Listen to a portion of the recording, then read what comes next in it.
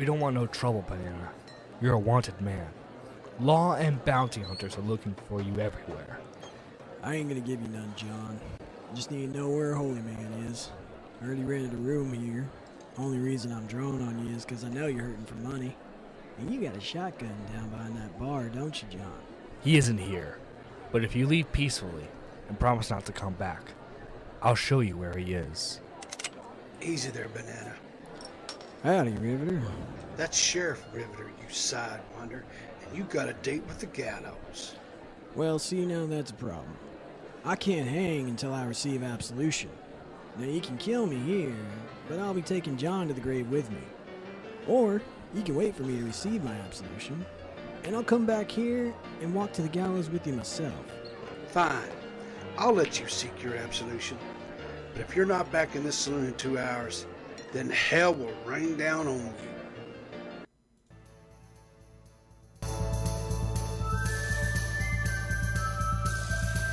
Saddle up and grab your 6-shooter.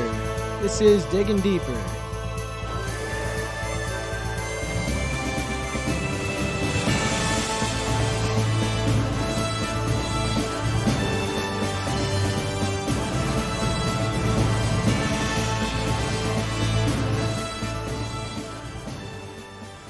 Today's guest is a man who worked in academia and also had a brief stint evangelizing to furries. How that happened, we'll find out today. It's a very interesting story that is not just limited to that. Welcome to the show, Chris. Thanks for having me on, Banana. Those in the audience don't know, I botched the intro. Like, I'd straight up... I did the whole fucking intro you just heard with the music and everything, and then I didn't hit record or go live, so that was fun. But, yeah.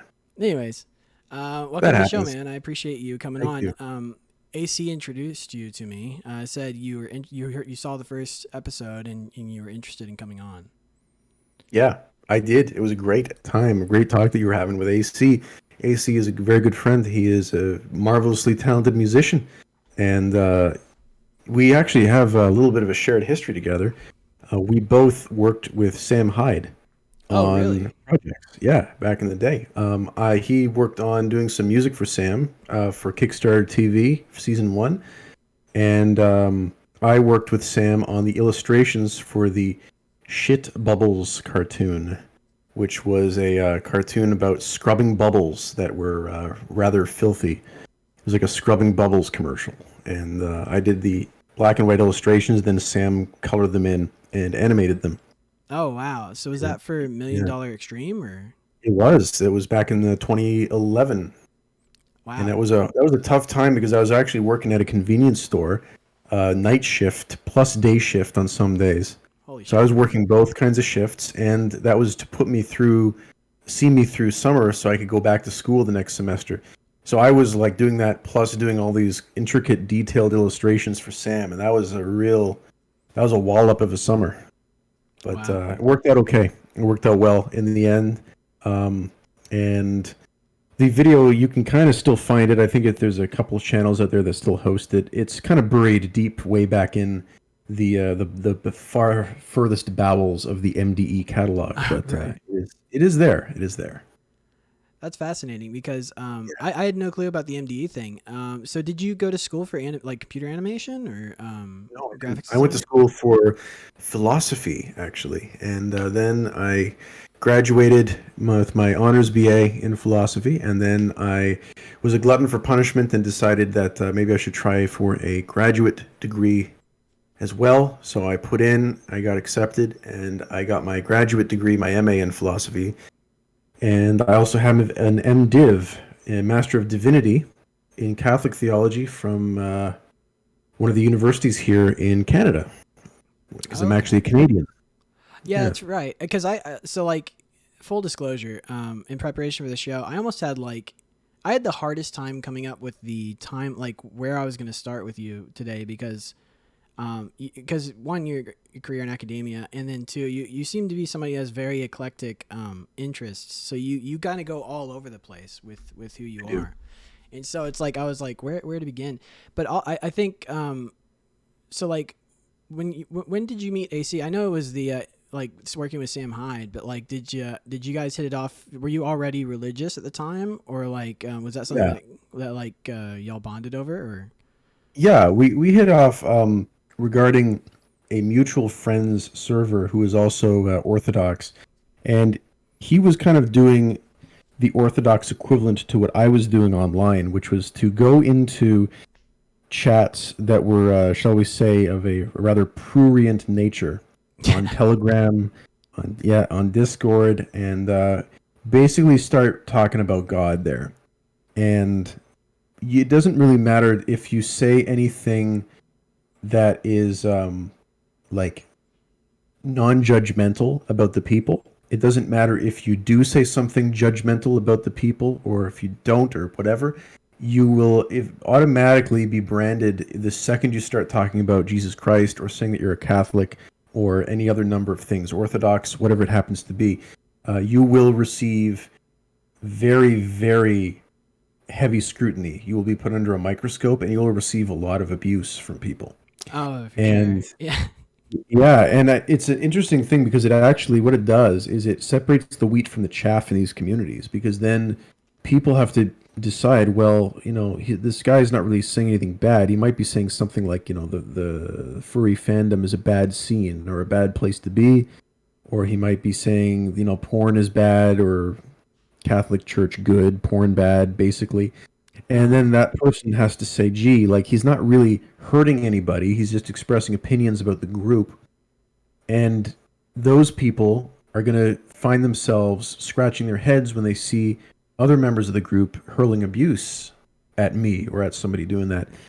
And that is what led people to actually, once I would get banned from these groups, they would DM me and say, hey, buddy, like, I'm actually really sympathetic to what you said, and, I really see your point. I've been thinking myself about leaving, getting away from furry and getting away from these bad influences, but I always felt like I had to hang around these people because they were the only game in town. And can I talk to you about this? And I say, sure, of course.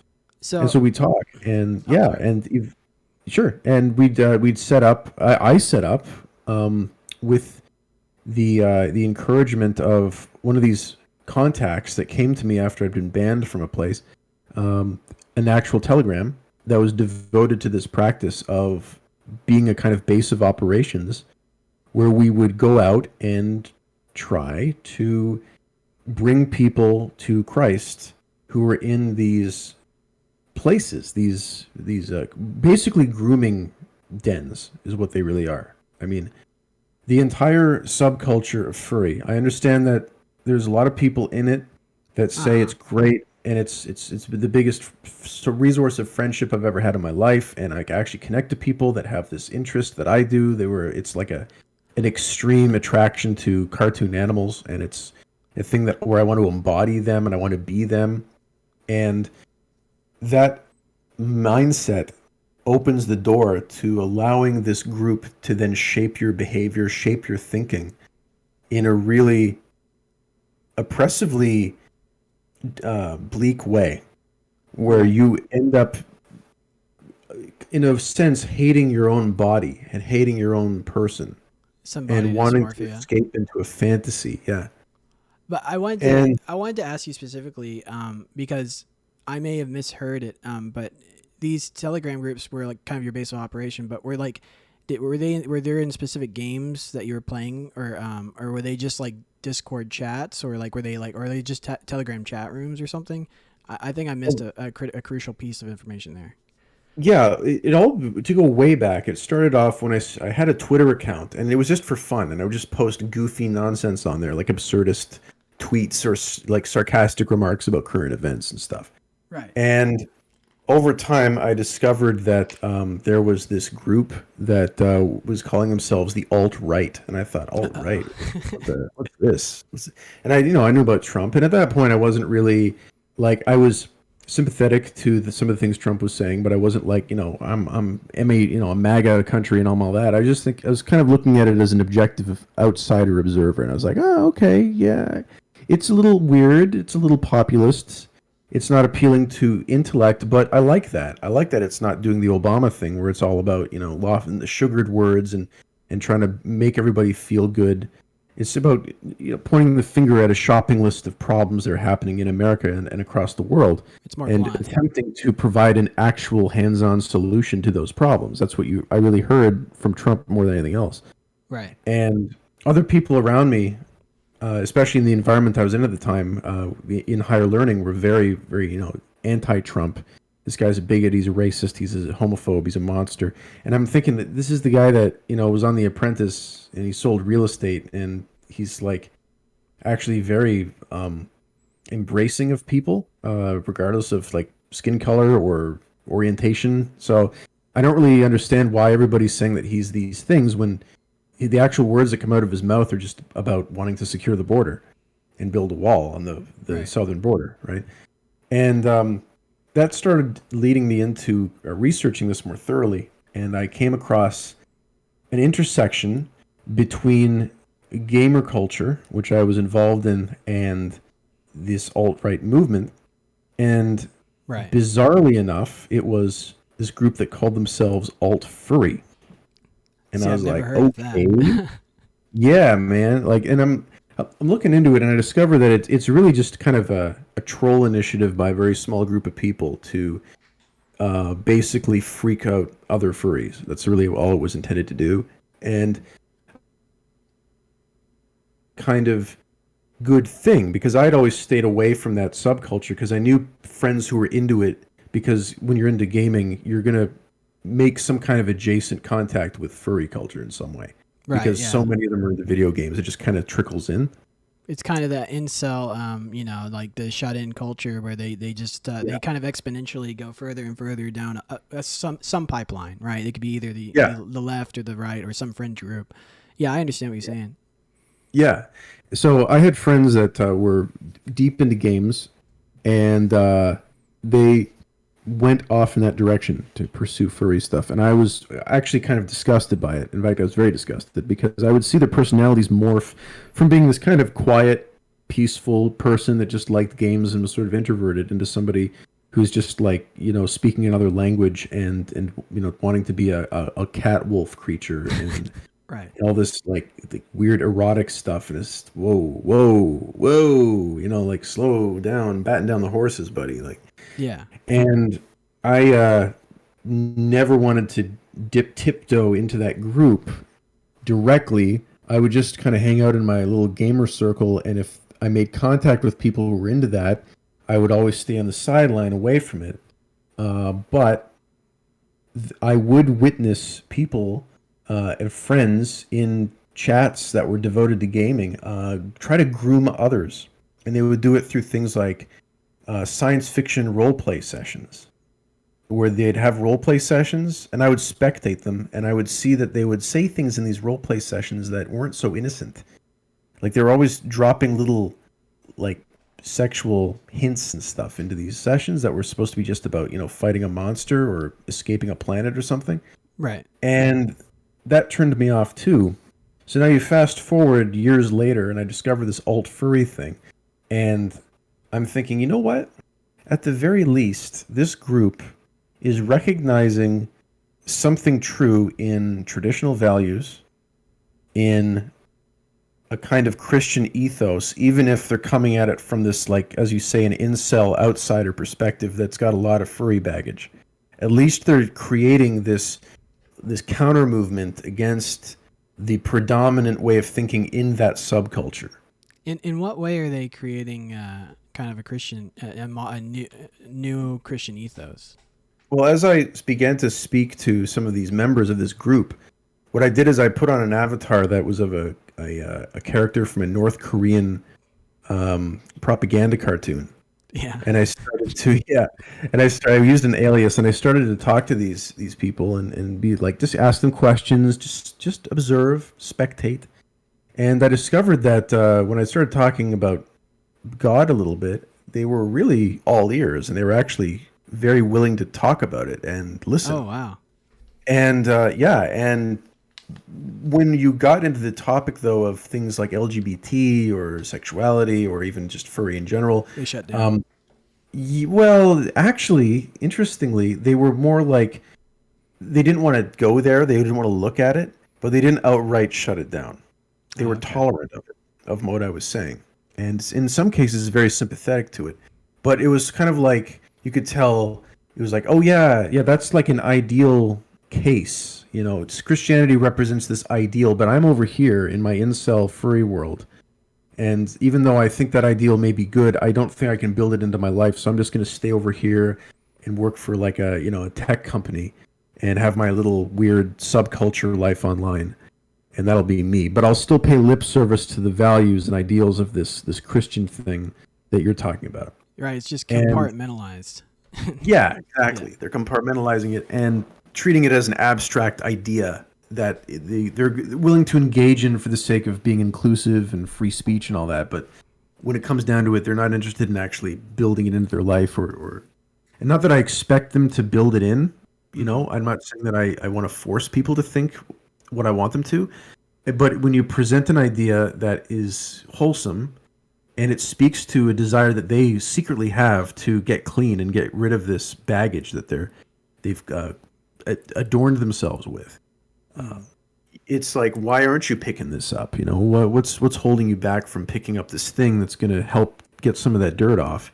And that's when you get into these kind of sort of word games where they kind of, well, maybe, kind of, sort of, maybe I can still be a furry, but I can also be Catholic or Christian, and I can have it both ways. And they try to bargain like that, and it turns into a scenario where once they start to bargain, they just start to realize how badly this subculture has done them, really. Yeah. And then when that light bulb comes on, it's very painful. I imagine. Very painful for them. I wanted to ask too. It's like, some, and this is a little step back, but not too far. Some Christians, they feel their mission field is like out in the world, like like Africa or China or something like that. Why particularly the online space? Like what specifically do you think is happening with people online? That you feel compelled, that you think it's of the most importance to get in there and start helping these people figure something out about their lives? The online space is the devil's playground in the here and now. It is the place where demonic forces can access anybody at any time, and they have access already. Demons already have access to this giant storehouse of knowledge about humanity and what makes us tick and what individual people like or crave or don't like. And they gain that through people doing things like summonings. And they make safe contact with humans, agents. And then they start to get more intel about what's happening in our plane of existence, which they're otherwise cut off from since they're actually in hell. And they have to use human beings and use possession as a means of gaining access to what's going on in our plane. And so with the internet, it's pure information, pure data, instantaneous. It's just a treasure trove. It's like a kid in a candy store for anything demonic.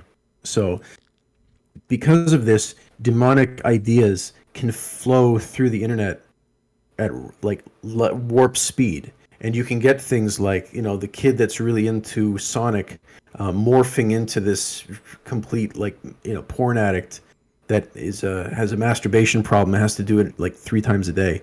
You get access to a lot of these problems through the internet.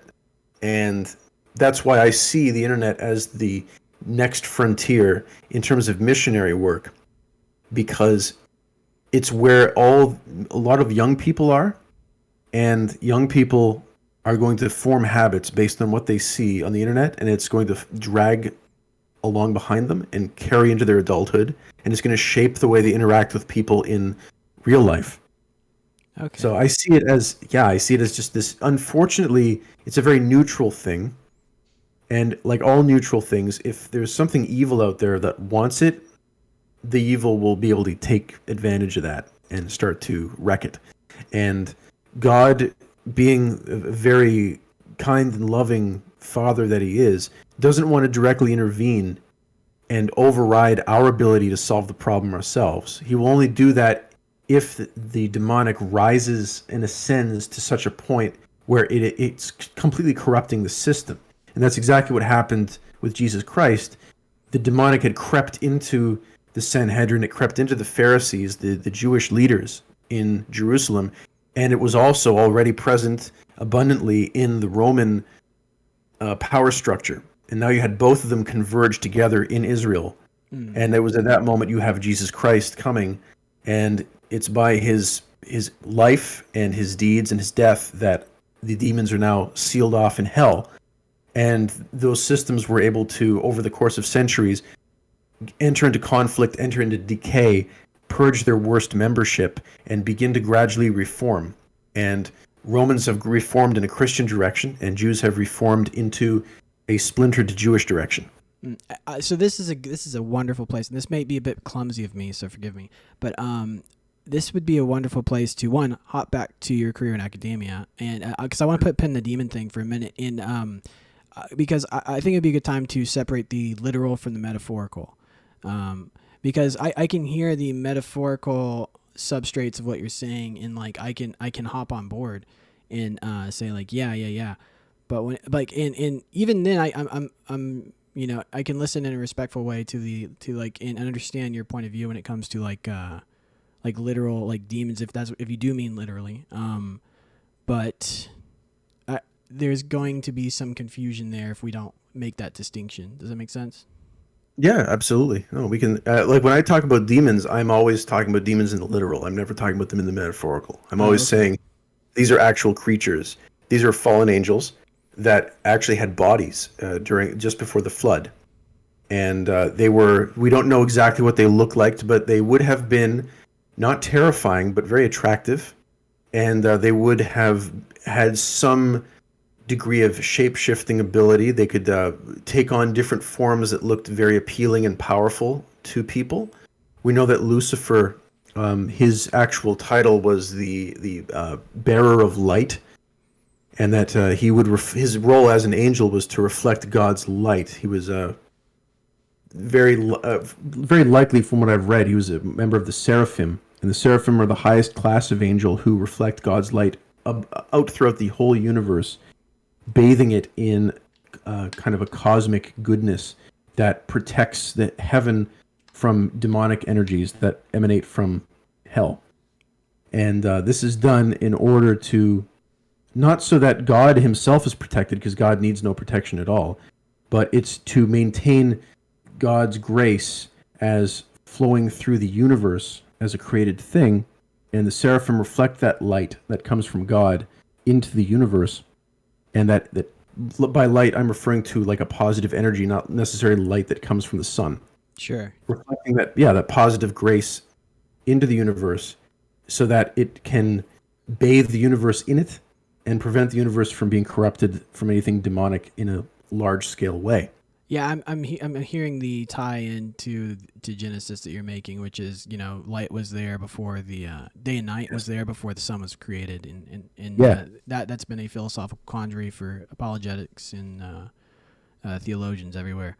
But I do want to come back here. I want to put a pin for just a moment, and I want to take a step back and go back to your career in academia, because I watched one of your Last Lanterns, and you said you made a similar point that you just made, which is that if you mention, well, you didn't just make this point, but if you mention anything religious when it comes to academia, if you don't toe a Darwinian, Newtonian worldview, and you don't outwardly express it, then you are seen as some kind of, what would you say, agent, a dogmatic agent that's trying to infiltrate truthful science and corrupt it from within. Totally, absolutely, 100%. In the philosophy, I was just gonna say, can you express some of your experience with that? Oh yeah, certainly. So I'll dial it back to my bachelor's program. Okay. Around this time, I had an absolutely wonderful professor, fantastic. He was a Jewish atheist. He's dead now, unfortunately. He died a few years ago. But he was just a crackerjack professor. Funny as hell, Jewish, just great, everything that you want in a teacher. And he had a big problem with religion in general. He couldn't stand Judaism.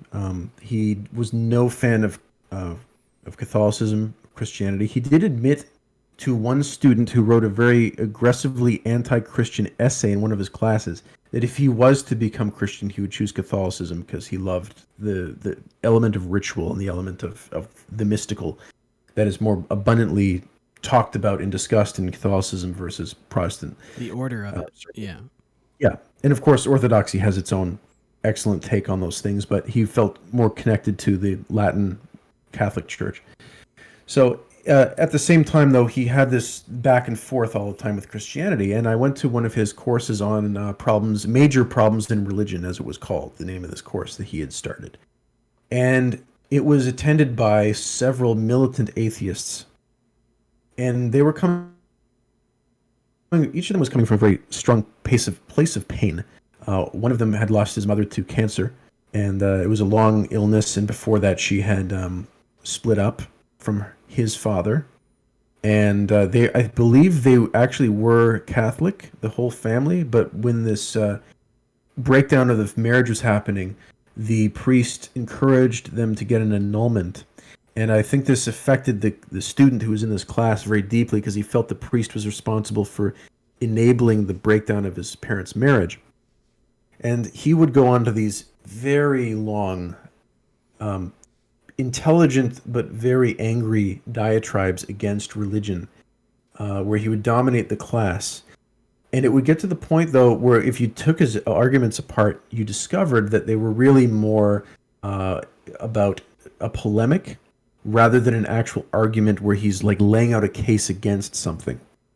And that was the same case for other atheists in that class. Everything was emotion.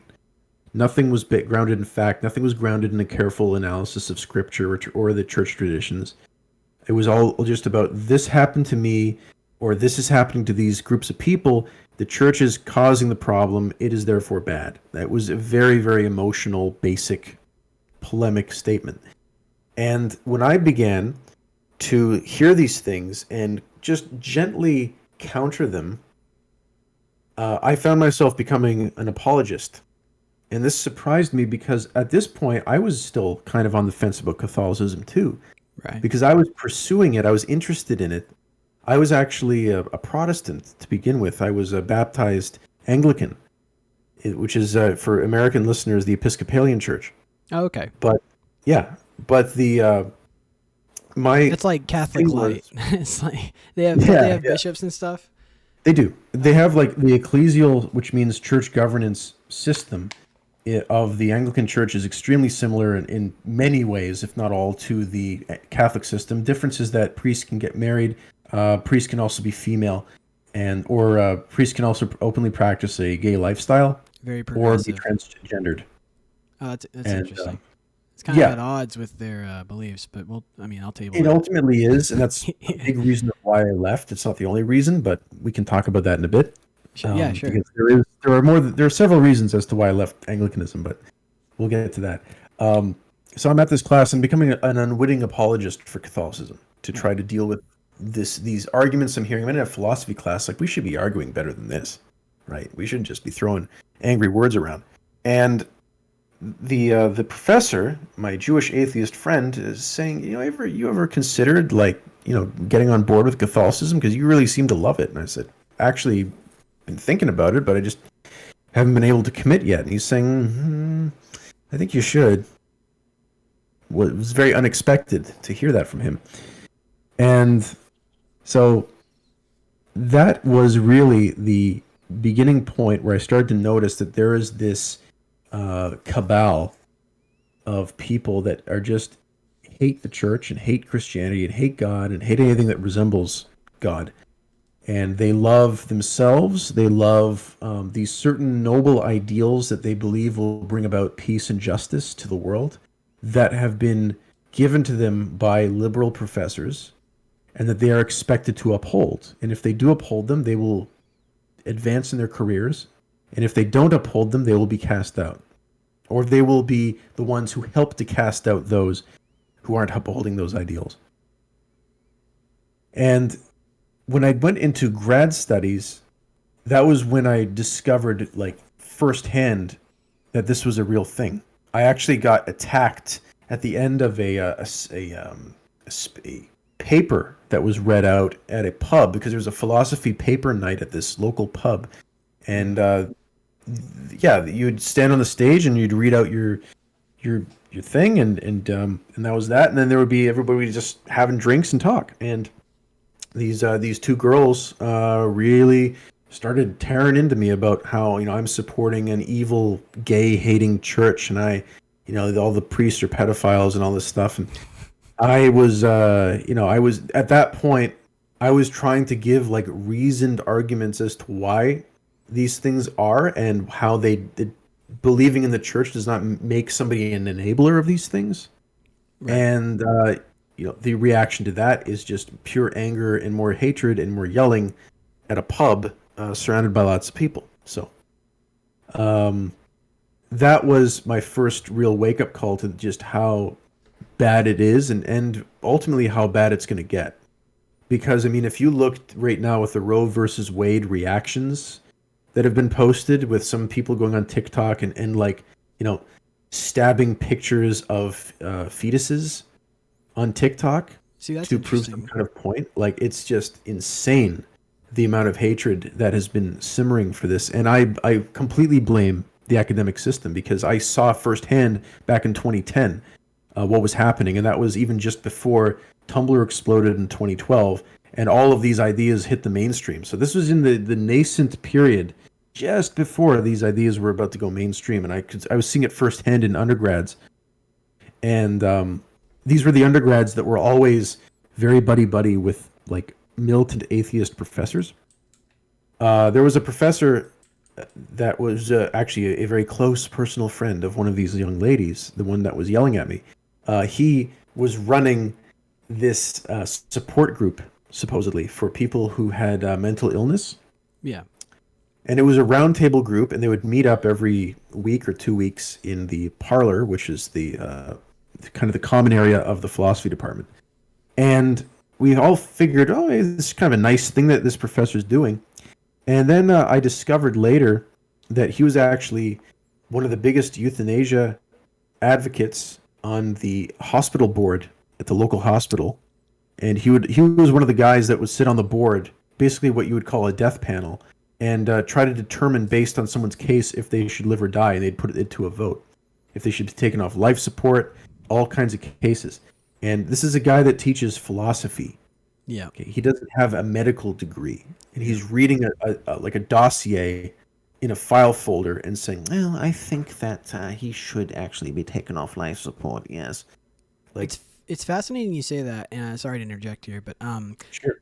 Because I've always had this this intimation dealing with people that are liberal type philosophical, people, and I didn't come to know till later that they're like more moral relativists. And it's like I really like the term Zen fascist, because that's like where they seem to pop up on the left. In the moral relativism thing, it's like they have this facade, this mask of being empathetic and like wanting to do the best for society and have this liberal utopia, blah blah blah. But then when you start pegging down the intricacies of their behavior, it's like they're like, oh yeah, I'm pro eugenics, like they're like you said, they're on the board for freaking euthanasia, like shit like that, and they think humanity is like a plague on the earth, and they want nature to take back cities and shit. They think there needs to be a culling of the population, and so I don't really want to steer you too far off the course of your story here, but I am interested in have you noticed a trend with these people like that they're morally bereft, and what do you think is causing that at the root of their philosophy? The cause of it ultimately is a complete and total belief in the self as the ultimate unit of meaning. It is a belief in the self that will admit no other, and yet at the same time they're caught in the dilemma of also having to think about other people because they're surrounded by things they can't control. So the way they deal with this problem is to instead pick and choose a la carte what principles are going to provide them with the greatest benefit in the moment. And Hedonism. that is delivered to them by the media. And the media gets a lot of its ideas from members of government and academia. Those two wings funnel their information into the media, where it then gets put out as a product. And then people who think that it's all about me, but I also want to make sure that my neighbors get along with me and that I'm saying the right things to them, consume that product, and that becomes God, basically, to them. Although their ultimate God is the idol of themselves that they are currently worshiping. So they deny the self in lieu of the public or the hive mind. Like they acquiesce to the the narrative or like what everybody else is doing instead of embracing their own identity. And yeah, but the sad thing is they do it for selfish reasons because they want to protect themselves. They want to be safe. They want to feel good and comfortable, right? Yeah, feel good, feel self-satisfied and comfortable, which is ultimately coming down to the making an idol of the self. But at the same time, they're leveraging the hive mind narrative to satisfy that. And so they are caught in this horrible dualism between the crowd and the individual. And it's incredibly self-defeating because at the end of the day, they will have accomplished nothing because they'll just have been towing the line. They won't be innovating. They won't be challenging. They won't be remembered for anything other than that person that was kind of okay. And then that's that. When you focus on the self, people notice, I think, when you're a selfish person jumping on the bandwagon of something. I think there's an instinct in us that recognizes what's going on, and we just kind of keep our mouth shut about it. But when we see, for instance, a neighbor like get really bent out of shape over a current issue, where they're like flying flags outside their house and all that, there is something in us that doesn't see that as particularly courageous. And we say, there's something like self-aggrandizement there, self-promotion, medicating one's own insecurities. Right. And so this was your first step into disillusionment, or is that the word, disillusion? Disenfranchisement of academics. Because I thought in my third year of philosophy, I thought I've sunk this, not just the sunk cost fallacy, I've sunk so much money, time into this, I might as well see it through to grad school. It was like, oh, you know what? I could actually make a career out of this. I can teach. I can talk about concepts. I can hold ideas in my head. Yeah, this could be a thing. And I like these concepts. They're cool and interesting. They challenge me. And I was just seeing it almost in this like kind of innocent way, like, oh, Nietzsche, I don't really agree with what he says, but it's interesting. I can teach that, right? And I wasn't thinking about it in like a radicalized, I'm going to be a hardcore Nietzsche acolyte. And I'm going to make every student reads Nietzsche and they have his ideas in their head. Like I wasn't going at it like that. And you quickly discover that the ones that are moving up the ladder along with you are the ones who are that way, where they have an agenda that they want to push. And that's what's actually fueling them to study for hours and hours and write these turgid, brutal papers that are like, 10 pages of just constant dithering, dancing around the subject, but including enough footnotes to make it look like you've done research. And they're a religious acolyte of their own, Yeah, they're not actually contributing anything new. They're just they're demonstrating that they can teach the material, and that's fine. But they're not actually introducing something new with the work. And it's okay to explicate, which means to explain in a more condensed way what something is, so that you're not going on for 300 pages. It's okay to do that. I wonder how they came to grips with Nietzsche's "Thus Spake Zarathustra." It's like, were they okay with the fact that he was trying to recreate the Jesus story because he understood its importance, or did that? Yeah, that's the thing that's horrified people, especially like kids that are like atheist and edgy, and because they don't like mom and dad and stuff. When they read Zarathustra, and it's like impenetrable for them. And then they have it explained to them by somebody, and it's like, oh yeah, he was actually trying to demonstrate the falseness of the 19th century German take on Christianity, Protestant Christianity. That was his goal with that work. It was not actually to advocate any new religion or anything like that. It was to demonstrate the need for these kinds of fixed principles. For instance, Zarathustra lives on the mountaintop with the creatures and the animals, and then he has to come down to the marketplace. And if he stays in the marketplace too long, everybody starts to like close in on him and start to try to kill him. So he has to go back up to the mountain again. And then everybody in the marketplace forgets who he was, and he can come back down and get what he needs. And so that's like a fixed principle of going up, departing for the sake of return.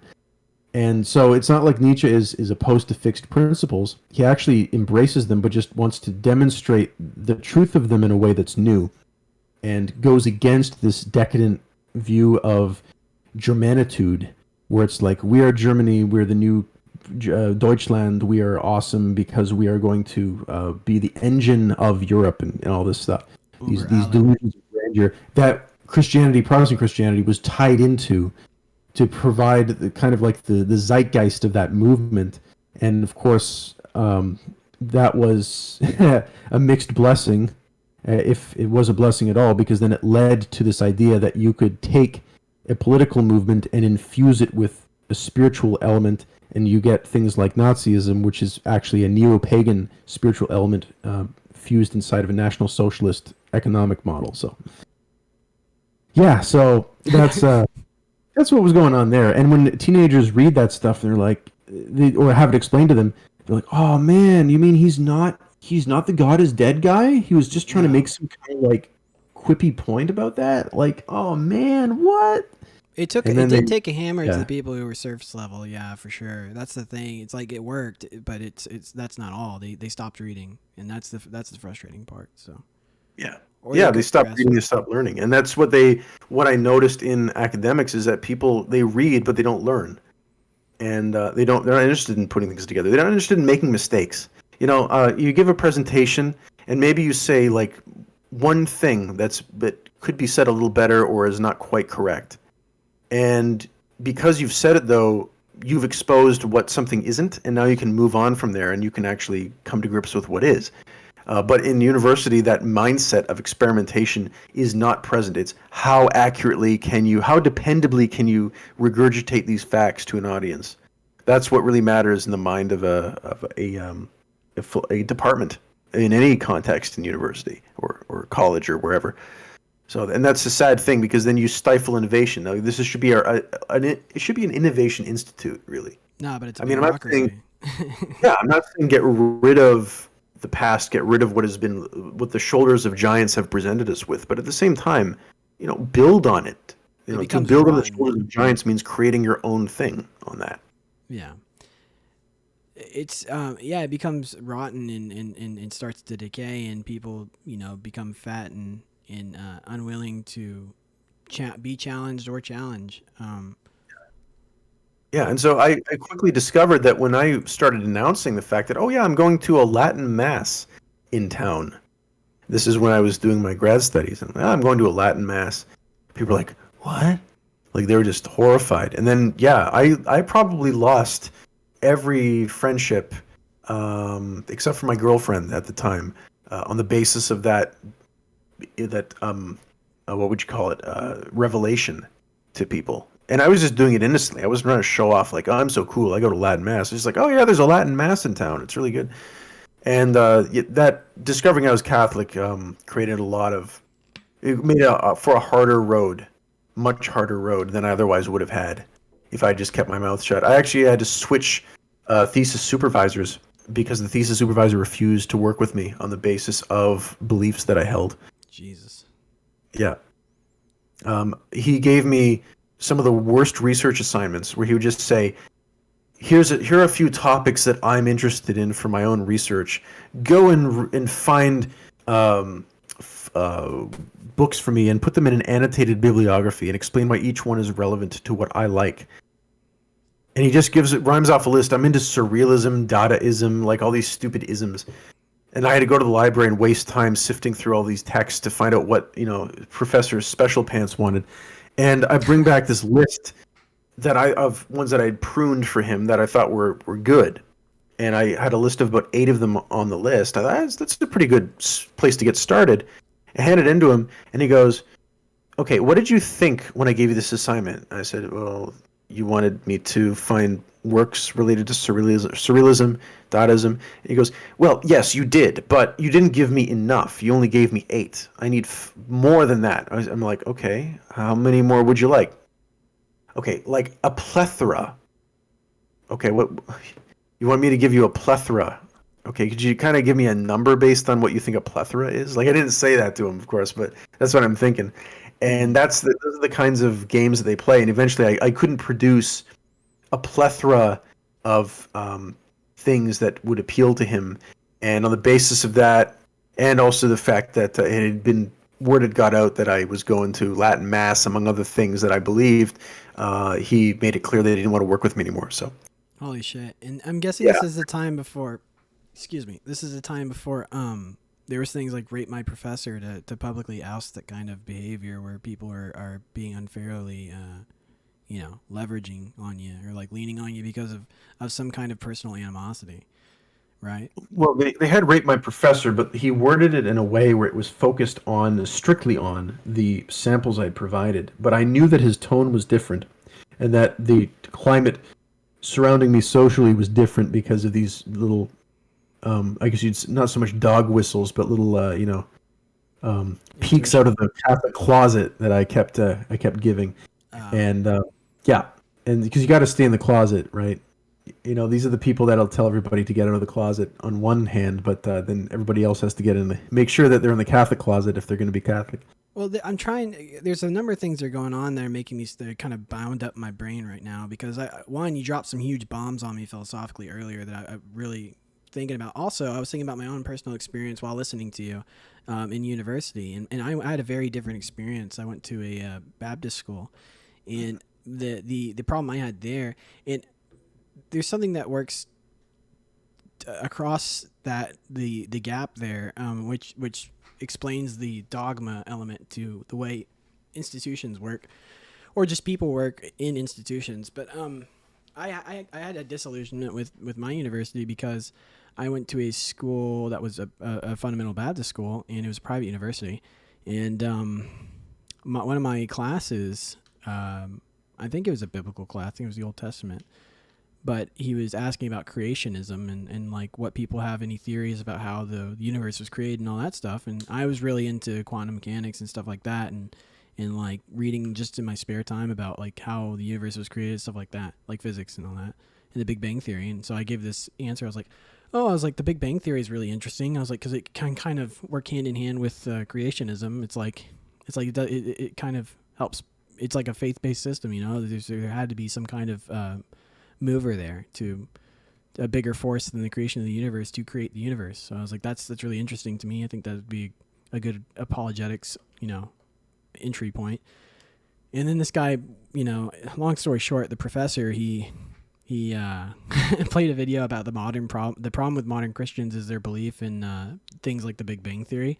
And I was so embarrassed because I just like in front of a whole room full of students just gave this idea, and then the video was talking about how stupid I am, and I was just like, okay, that's shitty, Yeah. But he was a very strict Christian, and he believed in like the Earth was like a certain amount, like 1,000 years old or something like that.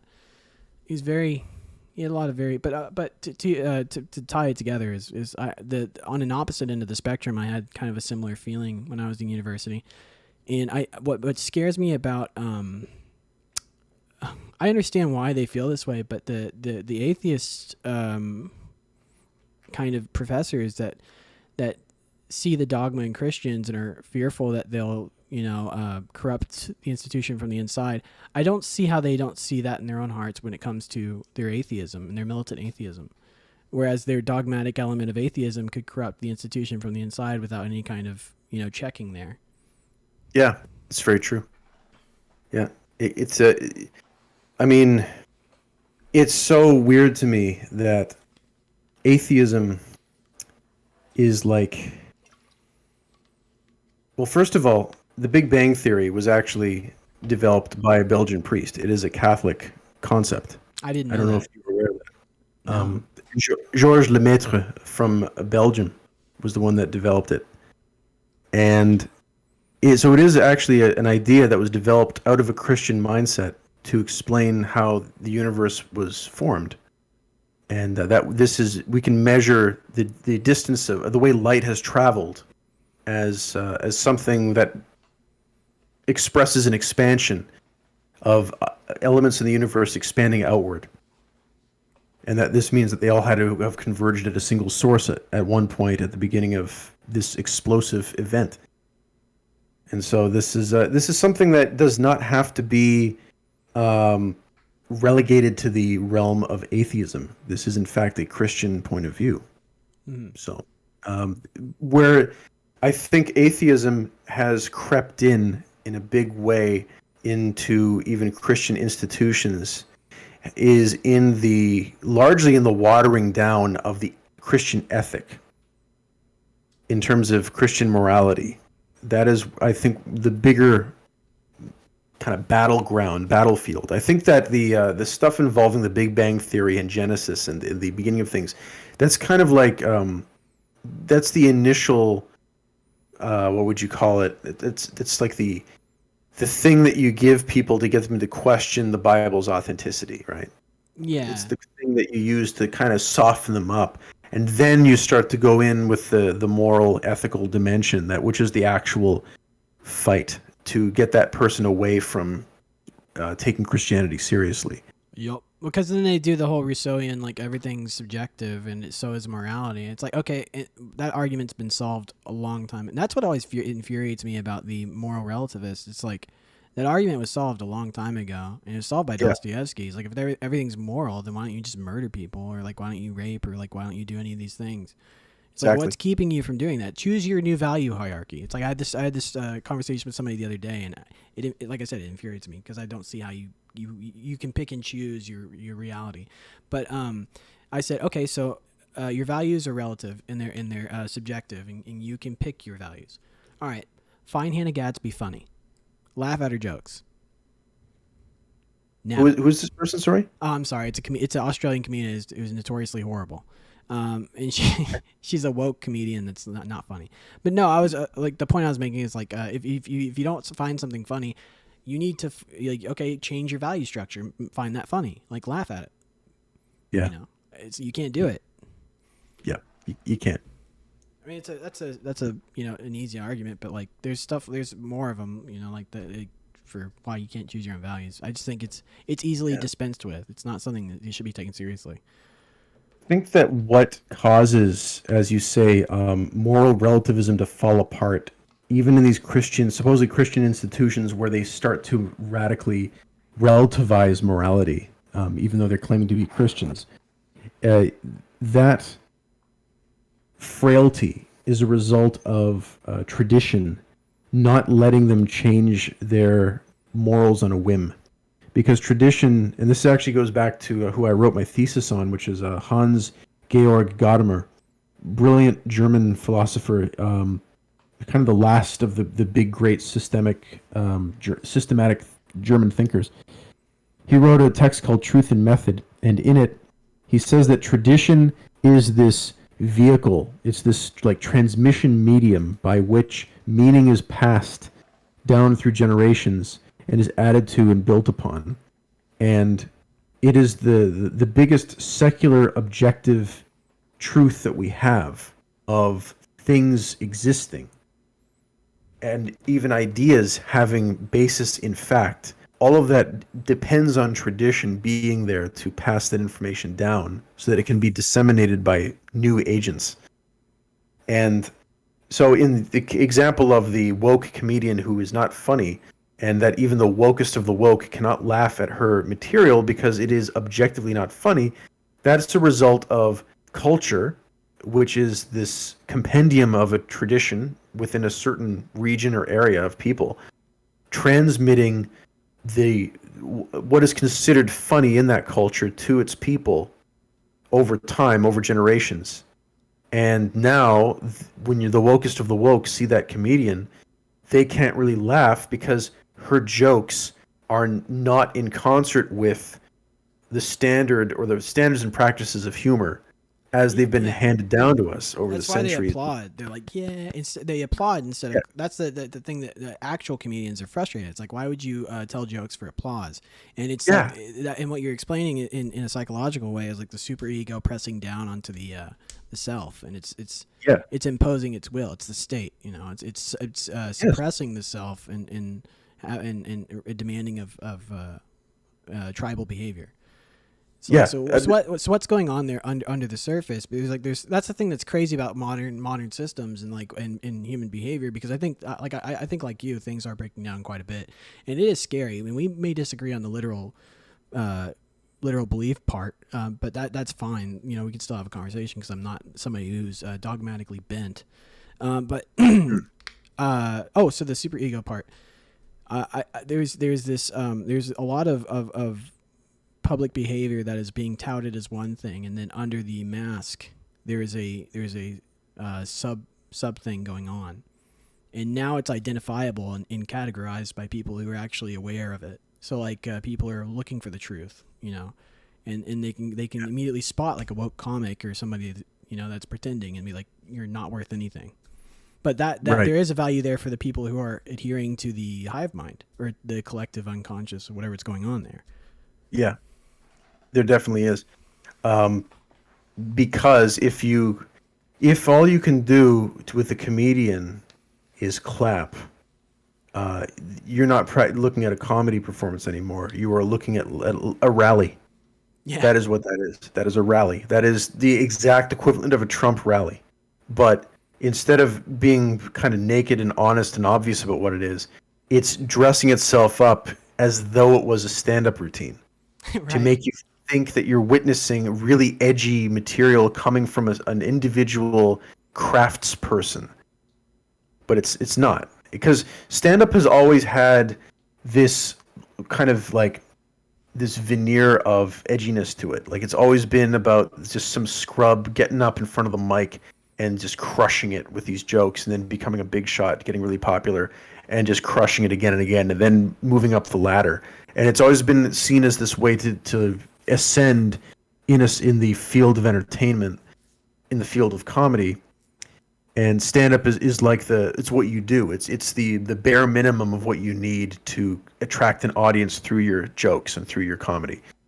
And so it's always had that edgy quality to it, where you can be offended, you can be, and you want to share in the nervousness and the adrenaline of the performer, and you take that mystique and you then pipe a whole whack load of snarky amateur hours propaganda into it, and you use this fake sarcasm. It's like when comedians say "as you do" all the time after it's like, you know, so I put my computer in the washing machine as you do, you know that? Yeah. And so they do stuff like that, and they use these like little hooks to make it sound like they're being absurd, but all they're doing is taking propaganda and dressing it up to look like an edgy comedic performance. But there's no actual punchline. They're just saying things like, you know, Trump bad, conservatives bad, us good, here why, and that's it. And you're talking about the modern woke comedians, not not real comics.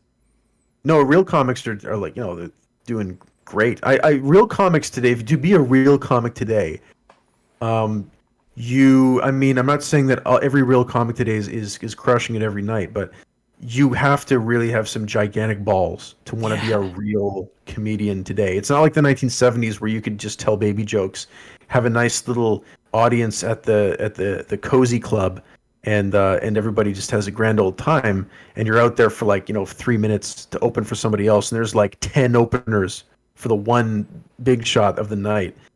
Because that's the way it used to be. Like it used to be like an assembly line of just, you know, so many people were showing up in LA trying to do it at that in like the 70s and stuff. Right. And now it's like now it's hardcore. Like you have to be like in another dimension in terms of performance, in terms of intellect to do really well in comedy. It's not like it's not like there's people beating down the door to become comedians anymore. See, you know? that's the thing about comedy that's always fascinated me, and I didn't really know what I wanted to do in a broad sense with my life, or like when I say what I want to do with my life, not career, I mean like my passion, as in like my hobby, things I want to pursue, like the show, for instance. Until I went to a I went to my first comedy show, which was a late show at a small venue called Hyena's Comedy Club. Yeah. And I sat in the room, and I didn't know what I was going to expect. And I saw the stage was like literally like not even 10 feet in front of me. And I first felt extreme anxiety because I was like, oh my God, it's right there. And like, what if this guy calls me out and stuff like that? But as soon as the show started, the comic there had this weird, it was like watching a magic show. Like, he had this ability to connect immediately with the audience. And it was just joke after joke after joke, crushing. God damn it, phone. Sorry. It's Siri or whatever. Anyways. It likes. I know. But so he but he was able to connect with the crowd on this. It seemed like magic. And I was like, that's it. That's what I want to do. Like, and I don't know if it's necessarily intellect. I think it might be some kind of like something to do with like picking up on subtleties or like human behavior. Like my therapist calls it like emotional like intelligence. Oh yeah. Yeah, but like being able to connect with people like that, I always like I was just like that's fascinating. Like either in a way that you can like connect with people through ideas or thoughts, like in a radio setting, or if you can make them laugh like that, it's like a magic show. Does that make sense? Are you familiar? Sorry to cut you off, but are you familiar with Neil Hamburger? Neil Hamburger. It sounds familiar. Greg Turkington is the guy that plays him. Greg Turkington is he works with Tim Heidecker on some stuff. They do On Cinema at the Cinema together, where they review movies in this really dumb way. I've seen that before, but it's been a long time. Greg Turkington plays the co-host on that, and he also plays a character called Neil Hamburger who tells really bad jokes. And about 5 or 6 years ago, there's a movie made called Entertainment, where Neil plays the guy, or Greg plays Neil Hamburger when he's not doing his comedy routine in this fictional world. And it's hilarious because there's this clown who's he's like a mime, and he puts on a red nose, and he just does the most basic comedic clowning ever. Yeah. And it's just like he's like rubbing his stomach and encouraging everybody to rub their stomach, and then everybody's doing it. They're all getting into it because he's got his clown nose on and he's got the mime makeup on and everything, right? Right. And it's so like primitive. And then Neil Hamburger comes out and he's doing this like meta obnoxious joke telling, really bad jokes or vulgar jokes, but in this obnoxious way, carrying a giant Slurpee cup and like sweaty and disgusting, and he's got like huge thick glasses on. Yeah. And, it's like it's basically anti-comedy, trying to do this thing that's making fun of comedy and stand-up, and that becomes the joke. Oh, like Bong Hit Transplant? Have you heard that one? Yeah. Yeah, it's a very like Andy Kaufman kind of like troll the audience kind of humor. What's his name? Bill Hicks. Yeah, and it's Bill a Hicks very is more like, it's a good movie. It is a good movie, and it's saying something about how like you can overthink your comedy and try to make it too out there, and it doesn't land or connect with anybody, even if it is objectively like you're doing something clever. It just doesn't. It's so clever that it doesn't hit the heart.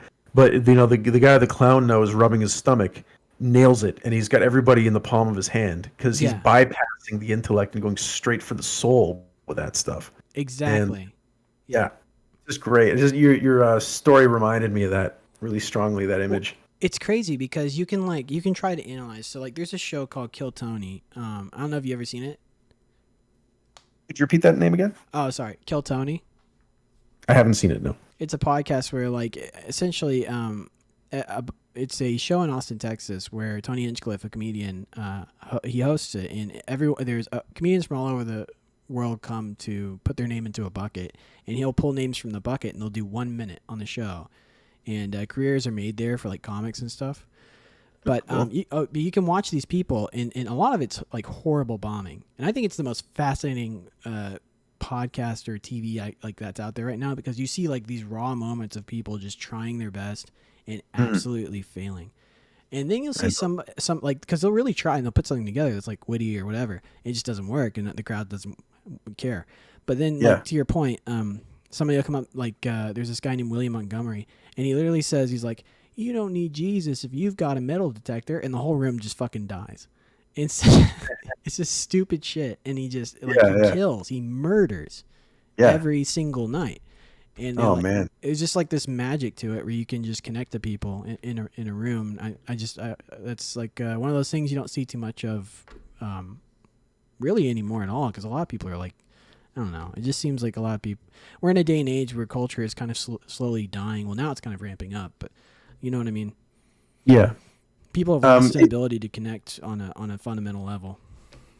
Yeah, it's ramping up in like a counterculture, counter movement, minority group kind of way, and that means that we have essentially lost the mainstream in terms of where these ideas are coming from, but you need to lose the mainstream to do that successfully. Stand-up comedy, in my opinion, should always be something that it shouldn't be something you can become a millionaire at. You know, like it would be. You can have that as part of your career, but you should also have other things that you do as well outside it. Because I think that once you get like heavy sponsorship, big money, giant sold out stadiums, it's like, how do you maintain that momentum? You play it safe. You got to pack them in. And so you start watering down your material, and you start worrying about how the audience will perceive it, how your sponsors will perceive it. And that's when you start self-censoring. And before you know it, you've become your own enemy. You've become your own cancel culture. And that's why I worry about stand-up or any field like that depends on newness and freshness and pushing boundaries. Getting into this big money, it's a career mentality. Yeah.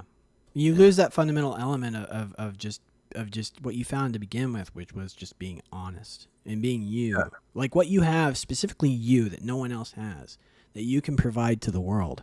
Something that brings people in because they see that individuality. That's the thing about stand-up, or really anything, is like there's this relevatory. Is that the word? Yeah. Okay. Sure. Relevatory. Yeah. There's a relevatory aspect to it that it embodies the truth, and people admire that, and not just admire that, but enjoy that. And it's like if they can be relaxed and like.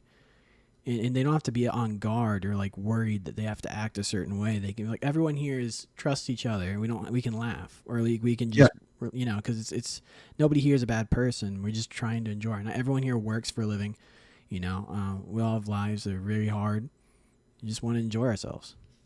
Yeah, like, geez, I mean, we got Dave Chappelle, you know, guy gets attacked on stage at the end of his set last night. I mean, that's just insane stuff. You know, like the comedian world is becoming more and more dangerous to be in because people are not equipped to handle people who say things that go against the narratives that the mainstream is feeding. Right. And sorry. Go ahead. I didn't want to cut your point off because I was going to say I wanted to bring you back to your the story of how you got to where you are. Okay. I'll just end that thought off real quick. It's becomes a dangerous place because of that problem with the narratives. But also to your point, it's like it's become a kind of like a brotherhood in a way. It always kind of was, because it's always been, as we talked about, a minority voice. But in being a minority voice today, because to be a minority voice, you have to be so, like, regarded as so much like scum, basically. And you have to take on that risk that you will be attacked for being a minority voice. You are going to get a lot of attacks on comics in the years to come. It's going to be even worse than it is now, I think. You have to sacrifice everything just to make it. Yeah. But that's another thing I wanted to ask you. But going back to your career in academia, I don't know if this is jumping far far over the story or not. But I was gonna say, like, so what tied you to Sam Hyde? Like, what? Obviously, like, you're. And I asked AC the same question because I always love asking people, because you and AC are rare people. Rare people who are able to enjoy the dark side of life and be comfortable. You've made friends with your shadow. Like, you're able to deal with things that are, vulgar, dark. So I'm specifically with Sam Hyde. Like, how do you deal with that cognitive dissonance when it comes to your religion and in dealing with the the dark, edgy shit. Well, in terms of where the religious foundation for this is, it comes from an awareness that life is painful. I grew up in a kind of a middle class lifestyle. I never really, I didn't have any great wealth, but I was never starving. So some years were better than others. My dad is self-employed. He does a training program business, and lived together with him and my mom and my brother. So it was a good household, and it was a household where I felt safe. And I also witnessed, though, a lot of realities about life and the way people treat each other, especially in institutions outside of the home, whether that's school, whether that's the workplace, where it's so savage, and it's so quietly savage, where people are just constantly trying to stick a fork in someone else, whether it's you, whether it's a friend, a relative. I'm in my 30s, and I'm at that stage where I can still say, yeah, I'm one of the younger members. That gives you a perspective on life where everybody around you is dying or heading into the twilight. So I was always going to funerals growing up. I had a lot of funerals, a lot of deceased members. Funerals I would have about maybe 2 or 3 a year. So it's a very common thing for me to say goodbye to people and to have to deal with that and process that. And it's gotten to the point where you build up enough emotional scar tissue that you can take sadness and tragedy and you can see it as more like a set of foibles, character foibles that are tied to humor, tied to calamity. And it becomes easier for you to process dark humor or humor about tragedy. And so when I looked at, I used to go on somethingawful.com a lot. And that was a big, I would go there like almost every day. I usually wouldn't read the articles, or I'd skim them because sometimes they just weren't very funny. But usually there would be like a little real gold nugget in there that was really good. And there was a thing on there about videos, because this is around the time that YouTube has had a footing now. It was about 2010, and they had a video feature on Something Awful where they just found weird, cringy videos that were amusing or funny. And one of them was by this, it was actually a whole bit that they did, because they would do like videos of just random, and you'd go to each page, there'd be a different video in each page, and that kind of thing, like a real article with different pages. Right. But in this case, the whole thing was a big feature on $1 Million Extreme. And they had like a whole whack of different videos by this group. And I was like, whoa, who are these guys? $1 Million Extreme? What? That's weird. Weird name. I was like, and I'm clicking on, and I watched the Will Sasso one, the Tech Toys one. That was the first one on the list. And I'm like, is that Will Sasso? Because I knew who that was. And I was like, oh, really? Yeah. And it was so garish, and it was so weird. It was so like, it looked like a really weird late 90s infomercial or something, but with all this videographic stuff, and it was all nasty looking and like ultra bright, and I'd never seen anything like that before. And the way the comedy was delivered was so, like, it had so much artifice and so much craft to it visually, but also clearly done with just like limited means and limited budget, and I was really impressed with it. It looked like something that had a lot of passion behind it. So I started looking into it more, and that's what led me to discover Sam's whole early repertoire, which included, the Russell Sweet video. I don't know if you've seen that. It's in my opinion, probably one of the funniest things he's ever done is the Russell Sweet cookie company advertisement. It's where he dresses up as an insane cookie company proprietor and is trying to sell you on his sweet cookies. And it made me laugh so hard when I first saw it that my face actually went numb and was paralyzed into a position where my mouth was held agape by my own laughter, which was turning into like almost I couldn't breathe. Yeah. And so that was kind of like a good introduction to him and his style of humor. The whole, face paralysis. Yeah. The first video I watched by him was, I was in high school, and my buddy showed me this video. He's like, have you ever heard of Sam High? I'm like, no, I don't know who that is. And he's like, check this out. And he showed me the TED Talk where he was dressed as a Roman centurion. he's like, we need to teach African children JavaScript, and it's just hilarious. Like he basically like he pretended to be somebody important just to bomb a TED talk. Yeah, it's so funny. Yeah. Yeah. He's just a great gem of a comedian, and I look forward to the day when he's more abundantly known and also appreciated. But at the same time, I do hope that he doesn't turn into like a super duper, Eric Andre. Not to say anything negative about Eric Andre, he's funny, but Eric Andre has had mainstream appeal while he's done some edgy stuff as well, which I respect a lot. At the same time, it seems like with Eric Andre, he hasn't made peace with his demons, whereas Sam Hyde Yeah. is like kind of in a more reflective state right now. Like Eric Andre seems like he's kind of untethered. Like you're right. Yeah, like we did that Bad Trip film recently, and just there's just an element where I feel with Eric Andre, it's like it's a weird juxtapositioning of being safe and being edgy and extreme at the same time. You know what I mean? Like, yeah, he does extreme stuff and violent stuff and like things like that, but then at the same time, it's like there's always this element of like he's doing it because it's expected of him. Well, it's weird. This is gonna get very. There's so many layers of like, especially, and iDubbbz did a good job of pointing this out, like with Sam Hyde. Not a good enough job, but good enough for now. But did you ever see the iDubbbz video where he had the wheel of irony layers or whatever?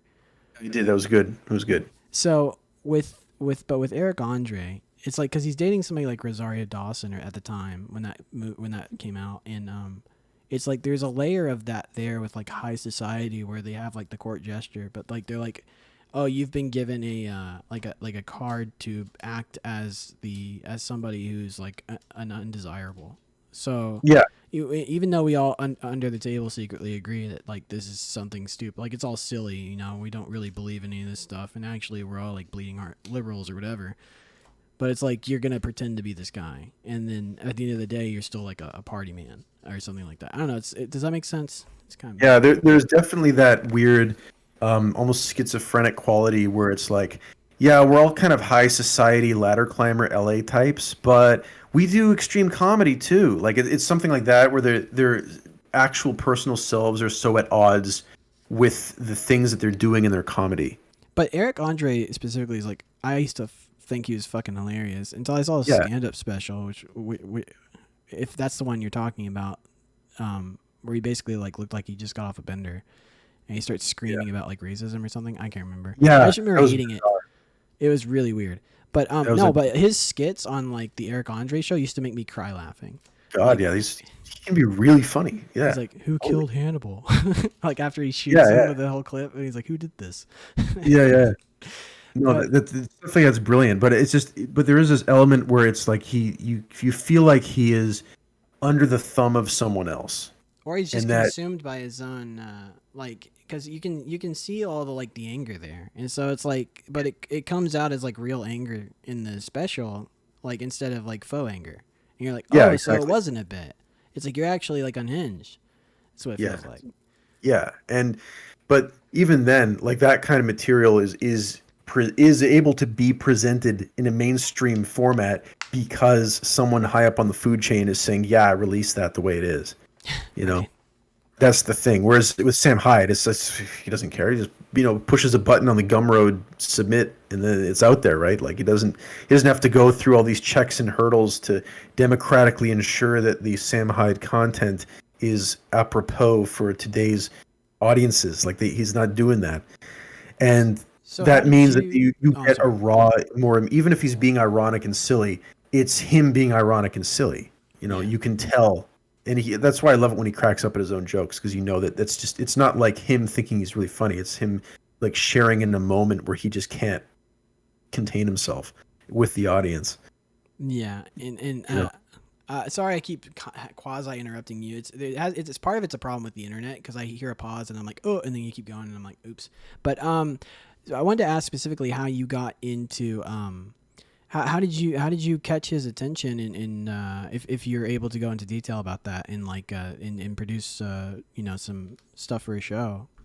He made a really ultra vulgar X-Men thing where he made the vulgarest, grossest X-Men fan fiction he could think of, and then he set that to illustrated pictures of the X-Men, and they were all like kind of hideous looking and stuff, and it was funny. And he said, I want to do a project like this, but I want to do it using one of the tracks from our spoken word album, because the $1 Million Extreme had just been putting together a spoken word album, and it wasn't quite out yet. But he had the rough tracks, vocal tracks from it, and they would add in the music and the sound effects and all that later. And he said, get in contact with me if you can supply illustrations for one of the sketches in this audio spoken word album. So I stuck my hat in the ring, and at that time I had a little website set up where I hosted my own cartoons I was doing, because I wanted to get into illustration. That was like my big side hustle. Right. On top of it being into philosophy, I also loved doing my own little weird indie comic stuff. And that was an avenue of my life that didn't become a career, but it's definitely a hobby of mine. I do love drawing and like just making little cartoons and that kind of thing. And my cartoons were always about they're about sort of damaged people, or like innocent people that come into contact with those who are damaged and like have to like navigate awkward social scenarios with them. Like that was always a thing I love stories about that, where you've got like, oh, how's it going there, buddy? And you know, the buddy's like, hey, it's going great. Oh yeah. It's nice. Great, really good day out there. Yeah, good to see you. yeah. Like I love scenarios where somebody doesn't pick up on someone else's issues that are so blindingly obvious. Like that's just a big source of humor for me. So they're like completely unaware of this like murderous or like otherwise like insane person in front of them. Yeah, they just like write it off, or like, hey, you know, I'm a serial killer, and they're just like, oh, really? Huh. Who would have guessed? I love that.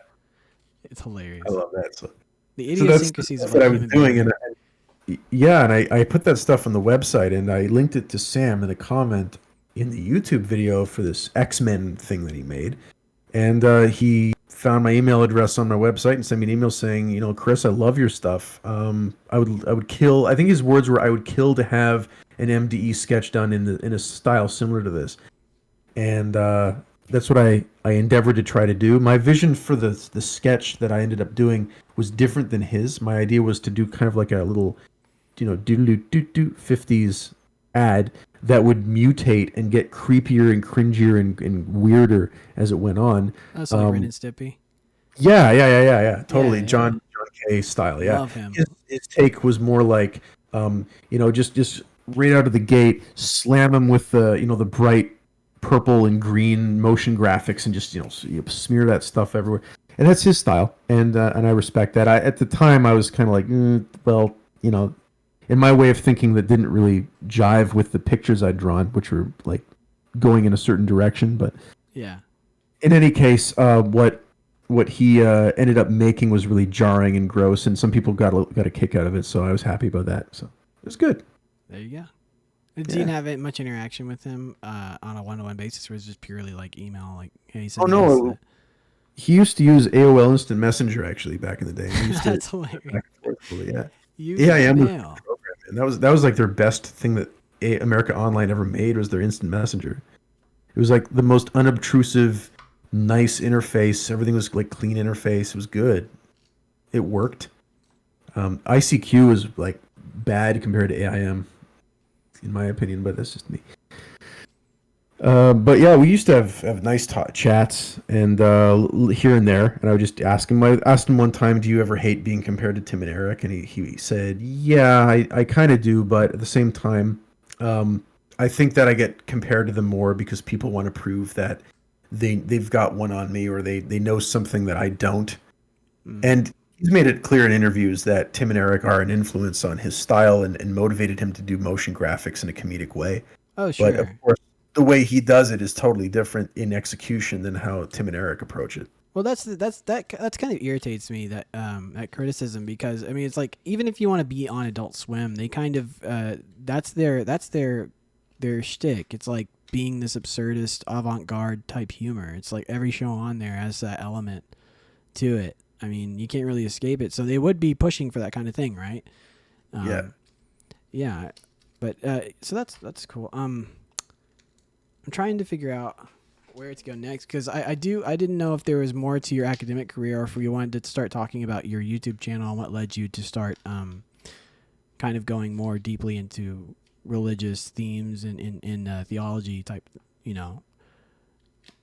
Well, the two of those things kind of fit together to Okay. an extent. I mean, my academic career was really one where I thought that I had a lot of faith in the systems, you know, and Jamie Kennedy, who's another very good comedian, brought this up in a podcast recently. He's got a fantastic podcast, by the way. So definitely tune into Jamie Kennedy if you want to get a good take on what's going on in LA right now. It's a very good place to go.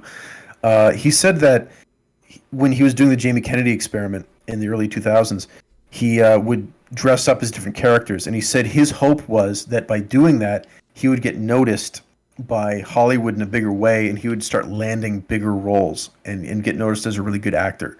And he said his problem was that he put too much.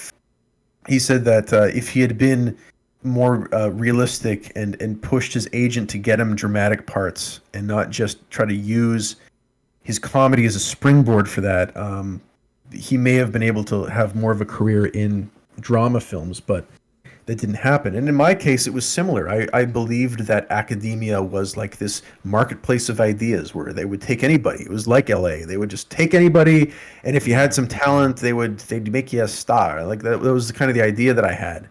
And you know, when you get these letters of acceptance from the schools that you want to go to, kind of pumps you up. School as a professor, you have to sort of flying out there, meeting everybody, hosting basically a talk, promoting yourself and your research interests, and reading usually an excerpt from a major paper you wrote. Oh shit, Chris, I'm so sorry to interrupt you. The stream, I think the stream went down for a second there. Okay. Guys, are we back? Sorry, sometimes the internet fucks up. Okay. There's a little bit of a delay here, so guys, just give us ones in the chat if you can hear us loud and clear. Hold on, let me check this. Cool, man. It's all right. I apologize, man. If you could just let me know the last thing you heard. Yeah. That's really the most important thing. It's back. We're back. Okay, cool. Let's see here. Cool, man. Guys, where did we leave off on? Can you help us out? Yeah. Just give us what was the last thing you heard? What was the last thing y'all heard? Sorry about that, Chris. I apologize. That's fine. Usually my internet's copacetic, but it's fucking, AT&T is a piece of shit. Yeah. No, internet it's a funky beast, man. I know. Just I want to make sure I didn't leave anybody behind. I guess this is a good time, guys, since we have you all here still. Please, if you like what you hear today, geez, go check out Chris Woodward's channel. Is it The Last Lantern Podcast? Yes, it is. Does anyone remember specifically what Chris was talking about? Like, so we can pick back up from where we left off. I don't have a huge gap. If not, we'll wing it. But I was using Jamie Kennedy to springboard into talking about faith in an institution to carry you through. That was what I was talking about. Okay, yeah, and then you were saying that there was a symmetry there, and there was kind of this naivety you had about university. Yeah. When you were going in, and you thought that it'd be cheap and you'd have your plan laid out, and they'd invest in you as a student because they saw that you were bright-eyed, bushy-tailed, and willing to learn. Mm-hmm. And then you discovered. We went out again. For fuck's sake. I hate my internet company, dude. Definitely the devil at work. See, I told you the devil is electronics, man. You know what's annoying about this, dude? Is like I streamed with AC for 2 hours. I streamed for Matt Pitt with 2 hours. And no problem. Not one whatsoever. Yeah, so the devil is messing with the wires. What the fuck? Definitely. He does not want me talking about bad-mouthing the systems. That's the thing that's annoying, too, is because, like, I don't know what I can't call it AT&T right now, and there's literally nothing open that would be taking up the bandwidth. So I'm like, what the fuck? Yeah, it doesn't make any sense. Mine is. I mean, I can hear you just fine, and I'm not the one streaming, so can't be me. No, it's 100% me. It's not you. Let me text. Riveter is my co-host in tech support real quick. Let me see. Hey man. Fuck it. We'll just go. And if it happens one more time, then we'll wrap up and. Maybe we could reconvene for a part 2. Could. Yeah. I'm open to that. Because and I'll call my internet service and get this shit settled. But yeah, I'm sorry. So yeah. Jesus. So I basically I saw the experience of other people vying for professorships. Discovered, do I really want to do 4 years of PhD on top of what I'm doing? Do I really want to do go around looking for work and grubbing for work like this? Do I really want a system that's going to get rid of tenure, which is a big thing? So tenure, people think that it's like makes you bulletproof to and impervious to criticism because you're a prof. There is a kernel of truth to that. The real reason you get tenure is because you need to live in a single university for a period of time to really get to know the students and to accompany them on each of the years as they're in school and be a resource to that school that's investing in you to teach a certain field. So tenure is really more about keeping you from jumping ship to a place that's going to pay more or have certain perks. It's going to keep you kind of locked in and comfortable, but you're also going to have you're not going to be able to just get shoved around by the system. So, for instance, if you have tenure, the university can't just say your contract is expired, get the hell out. You have to, you got a spot there. You're going to sit in that spot unless you do something criminal, right? So that tenure is not a bad thing. Tenure is a good thing if it's used in the right ways. If it's used in the wrong ways, you get into like favoritism and creepy behavior where you can basically get away with a lot of crap and they can't do anything about it to get rid of you. So there is that double-edged sword to it, but it's not in itself always a bad thing. Kind of like unions. By getting rid. Sorry. I was saying like kind of like unions. There's a similar way. Yeah. So I mean, when you get rid of tenure, you're basically saying to any professor, we can get rid of you're an employee. We can get rid of you anytime we want. If you say something we don't like you saying, if you're taking research money from a corporation or group that we don't like, if you are, which by the way is the primary source of income for a lot of professors is grant money, or if you say piss off the wrong person, you're gone. We just get rid of you. You've got no tenure. And they're doing this because they want to get rid of people that have actual skill. And they want to fill universities up with like people that don't know anything but what is in a extremely specific area out of a book and then do a PowerPoint presentation on it. That's what they want. Right. It's the kind of professor they're looking for. And eventually AI is going to take over that position. So, you think so? I mean, I was in a spot that's, going to be steamrollered into something pathetic and then replaced by AI. And that's a discovery that I wouldn't make until years later. But at the same time, I was even just having an intuitive feeling that I was not going to have a good life if I was going to stay where I was. And I would have to keep my mouth shut and mind my P's and Q's about every little darn thing. And I could never really be myself. I could never talk about demons or angels or anything that actually interests me. So I feel like I made the right decision. And now with the podcast, I'm able to actually do that. I'm able to like go out among wolves and preach the good news. And I can do it in a way that doesn't seem to be preachy, that just seems to be inquisitive.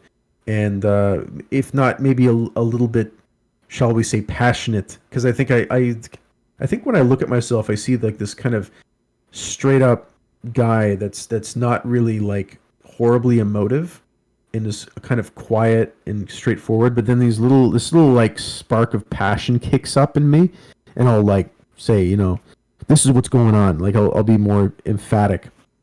And I think that that approach where I can be as emotional as I want or don't want to be is a real gift. And that's what podcasting allows me to do. It allows me to be very straight up and honest with my emotions. If I feel like I want to be kind of like clinical about a topic, I can. If I feel like I can be more histrionic and move my hands a lot, I can. Mm-hmm. So there's so much freedom that this affords me. And oh, I'm sorry. I just wanted to say you're definitely unique in the sense that, like, because I watched in full disclosure, I'm a very upfront and truthful person. The first video I watched on your podcast, I was like, okay, so you're like conspiracy kook, and then I kept listening to the to the rest of the episode, and then all the other ones, and I was like, no, actually, you're not. It's like because the conspiracy kooks still like wholesale jump in there, and then but I don't know, you have this, you're not as. It's hard to explain. I don't know like what exactly it is, but like you're not as in there as they are, and there's like it seems like you're very upfront and honest about like what you're talking about. There's just the things that I noticed with your channels. I didn't I couldn't understand whether or not you were being literal or metaphorical, because they make sense both ways, and specifically in your Last Lantern number 4 about the Tower of Babel.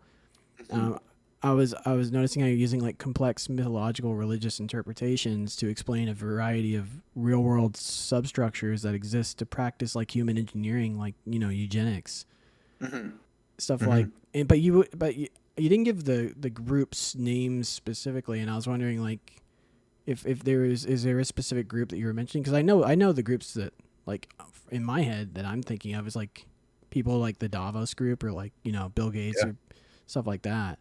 Yeah, for sure. They're in their World Economic Forum on there, UN on there, Freemasonry on there, even some of the Mason affiliates like the Lions Club. Everybody's got a Lions Club in their town. And all of that is affiliated and funnels money through and into the Freemasons and their network. YMCA. YMCA. Oh yeah. YMCA, believe it or not, I have a lot of Masonic activity in the YMCA. Really? Well, we actually have a YMCA in my town, and the local ladies club is actually attached to it. Like the ladies Masonic club, I think it's like the Kinettes or something, is attached to they have like a little pub. It's attached to the YMCA next to the conference rooms that they use for like special events. And it's so weird. Like they have this space that's exclusive to this Masonic women's group. Like so stuff like that. I mean, there's so much overlap. And of course, all of the landscaping at the Y is done by the Lions Club. So it's like you got 3 groups that are affiliated with the Masons, all like serving up little pieces of this property where they built the YMCA. Huh. So, yeah. I was in the YMCA a lot as a kid. They had an after-school program. That's why it caught my interest. What you're saying, sorry. Yeah, the after-school programs. I mean, that's scary too because the YMCA runs a lot of daycare. It was really nice for me. My dad was at my single household, so like when I got tossed to my dad's house, I'd spend the summers there, and we'd go to the fucking movies on Friday. Wednesday was pool day. Monday was dodgeball. Like it had all these little activities and shit. I don't know. It was really it can be good. I mean, if it's run by the right people, it can be good. But the money itself is going to a Masonic affiliate ultimately. Oh, okay. Some of that go directly to programs that have large numbers of Freemasons running them. And Freemasonry is one of those things where if you're lower in the ranks, in the degrees, you don't know everything. You think that this is like just a cool ritualized group and they're going to do charitable work in the community. Yeah. And you can see those things happen. And as you go up the degrees, you get more into the theology of what they actually believe, which is ultimately a demonic thing. And it's very scary when you get to like the 44th degree in the Scottish Rite. It turns into something that you didn't bargain on. So, what specifically if you don't mind me asking? Well, you basically what they do is they soften you up and they try to get you to believe that every religion is a man-made entity attempting to describe in simple, almost mythic terms the relationship of God of humanity to the grand architect, the supreme architect of the universe, whom we do not know. And as you go up the degrees, you discover that it is in fact explicitly mentioned that you are meant to regard Lucifer as on par with this great architect. Oh, so like Gnosticism back, like, there's an evil god, there's a good god. Exactly. during this Great Schism. Yeah, there was like a lot of people don't know there's an Illuminati writer that is a kind of a pin name for a bunch of different people called Adam Weishaupt, or is it Mhm. is that how you say it? You know what I'm talking about? Adam Weishaupt. Yeah. Yeah. Do you know anything about Yeah. that? I do. He's the founder of the Illuminati. He was a member of the Freemasons, and the Freemasons were originally just like a union for actual stonemasons, so that they could support themselves by putting money aside into a bank, basically, so that if somebody died, they could give the money to the widow, or a portion of the money to the widow, to accommodate her while her husband was no longer there to provide Right. for the family. This group got turned into an order that had a very strong Christian identity that was attended by both Catholics and Protestants.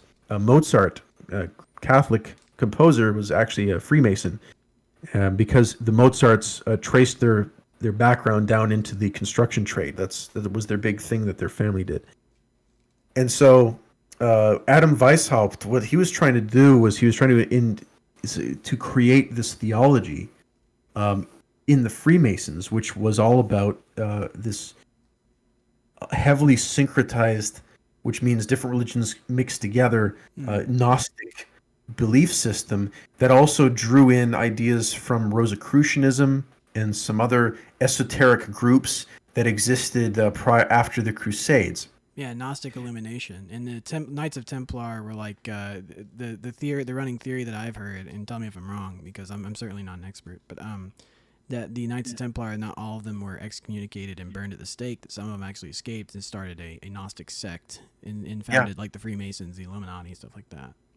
Because the Templars had a network of those who were sympathetic to this project of people don't know. Really, sorry to interrupt you. I wanted to mention this. People don't know how rich the Knights of Templar were. They were one of the most wealthy empires in the world at one time. Oh yeah, and the church because they did had not like that. heavy sponsorship, and everybody wanted to go to the Holy Land, and they wanted to support the Knights Templar because they were accompanying pilgrims. What they didn't know is that a lot of Knights Templar were really troubled guys that often had criminal records and pasts, and they were using the Knights Templar as a shield so they could have work and live comfortably. But a lot of them were like dangerous, like they were like killers and stuff, but they would pose as bodyguards for pilgrims. And they were being sponsored by a lot of wealthy families in Europe. And what happened was a group called the Brethren of Purity. They're an Islamic group that promotes Islam to foreigners, specifically crusaders and pilgrims, by claiming that Christianity is actually holding them back from superior knowledge that the Brethren of Purity possess. And then they would give you like a little sampling of this scientific knowledge, which is actually a knowledge that was taken from regions that Muslims conquered. And then they would just like the Ottoman Empire. They would just take over these areas, and they'd say these books belong to us now, and then they would just build them into this this storehouse of knowledge and claim, look, these are the things that we've come up with. And the Brethren of Purity were kind of like the greeter at the door of a Walmart, for instance, that would find out where these Europeans were, these white people that were coming to visit the Holy Land. And they would say, hey, did you know that we have these amazing medical miracles and these developments, and this is part of who we are? And they would actually get a lot of Knights Templar to recant Christianity, and even got them to spit on the cross, because they convinced these knights that the Catholic Church was evil and was holding them back from this information that could save lives. Yeah, alchemy or whatever. Yeah.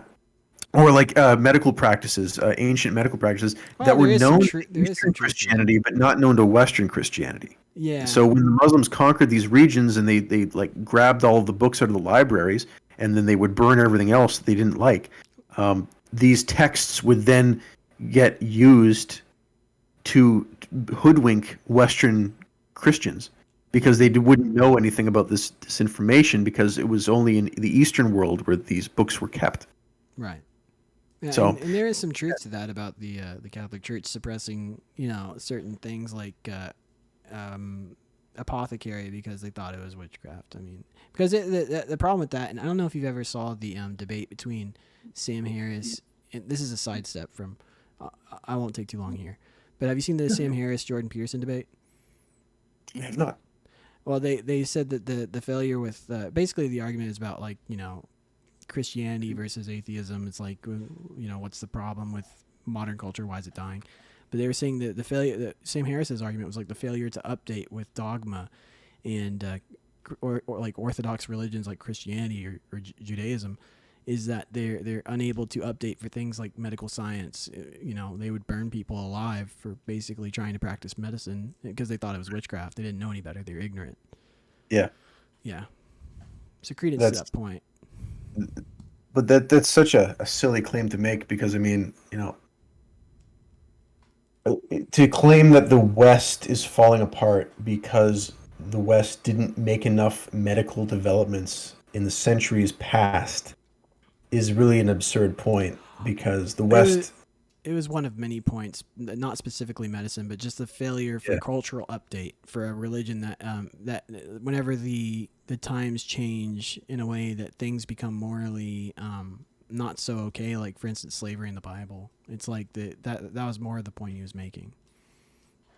Well, I mean, even slavery in the Bible, slavery is referred to in the Bible in a neutral context because there was no economy for the Hebrew people at that time in order to actually pay their workers, and every other culture surrounding them was using slaves.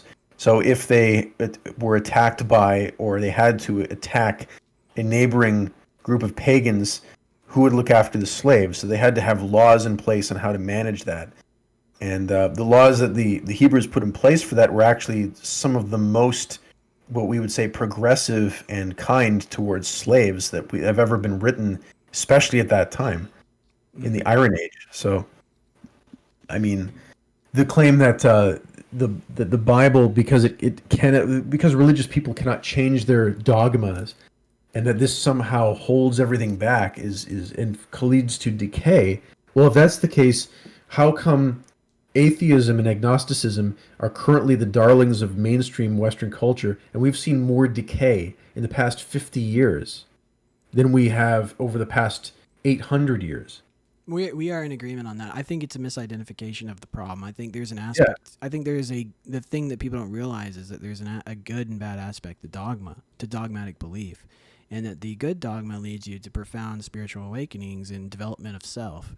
The bad side of dogma allows for denial of self and spiritual decay, and things like regressive behavior. It's like, so I think the problem is more broadly failure to update within the self and within the culture based off of how a state authority can act upon a religion. So for instance, when with the university, whenever you have fat bureaucrats in there pressing down on the organization and keeping the doors closed against competent people, there's the same dogmatic negative element to the church, which is sometimes the church can become stultified in a bad dogmatic way and kind of adhere to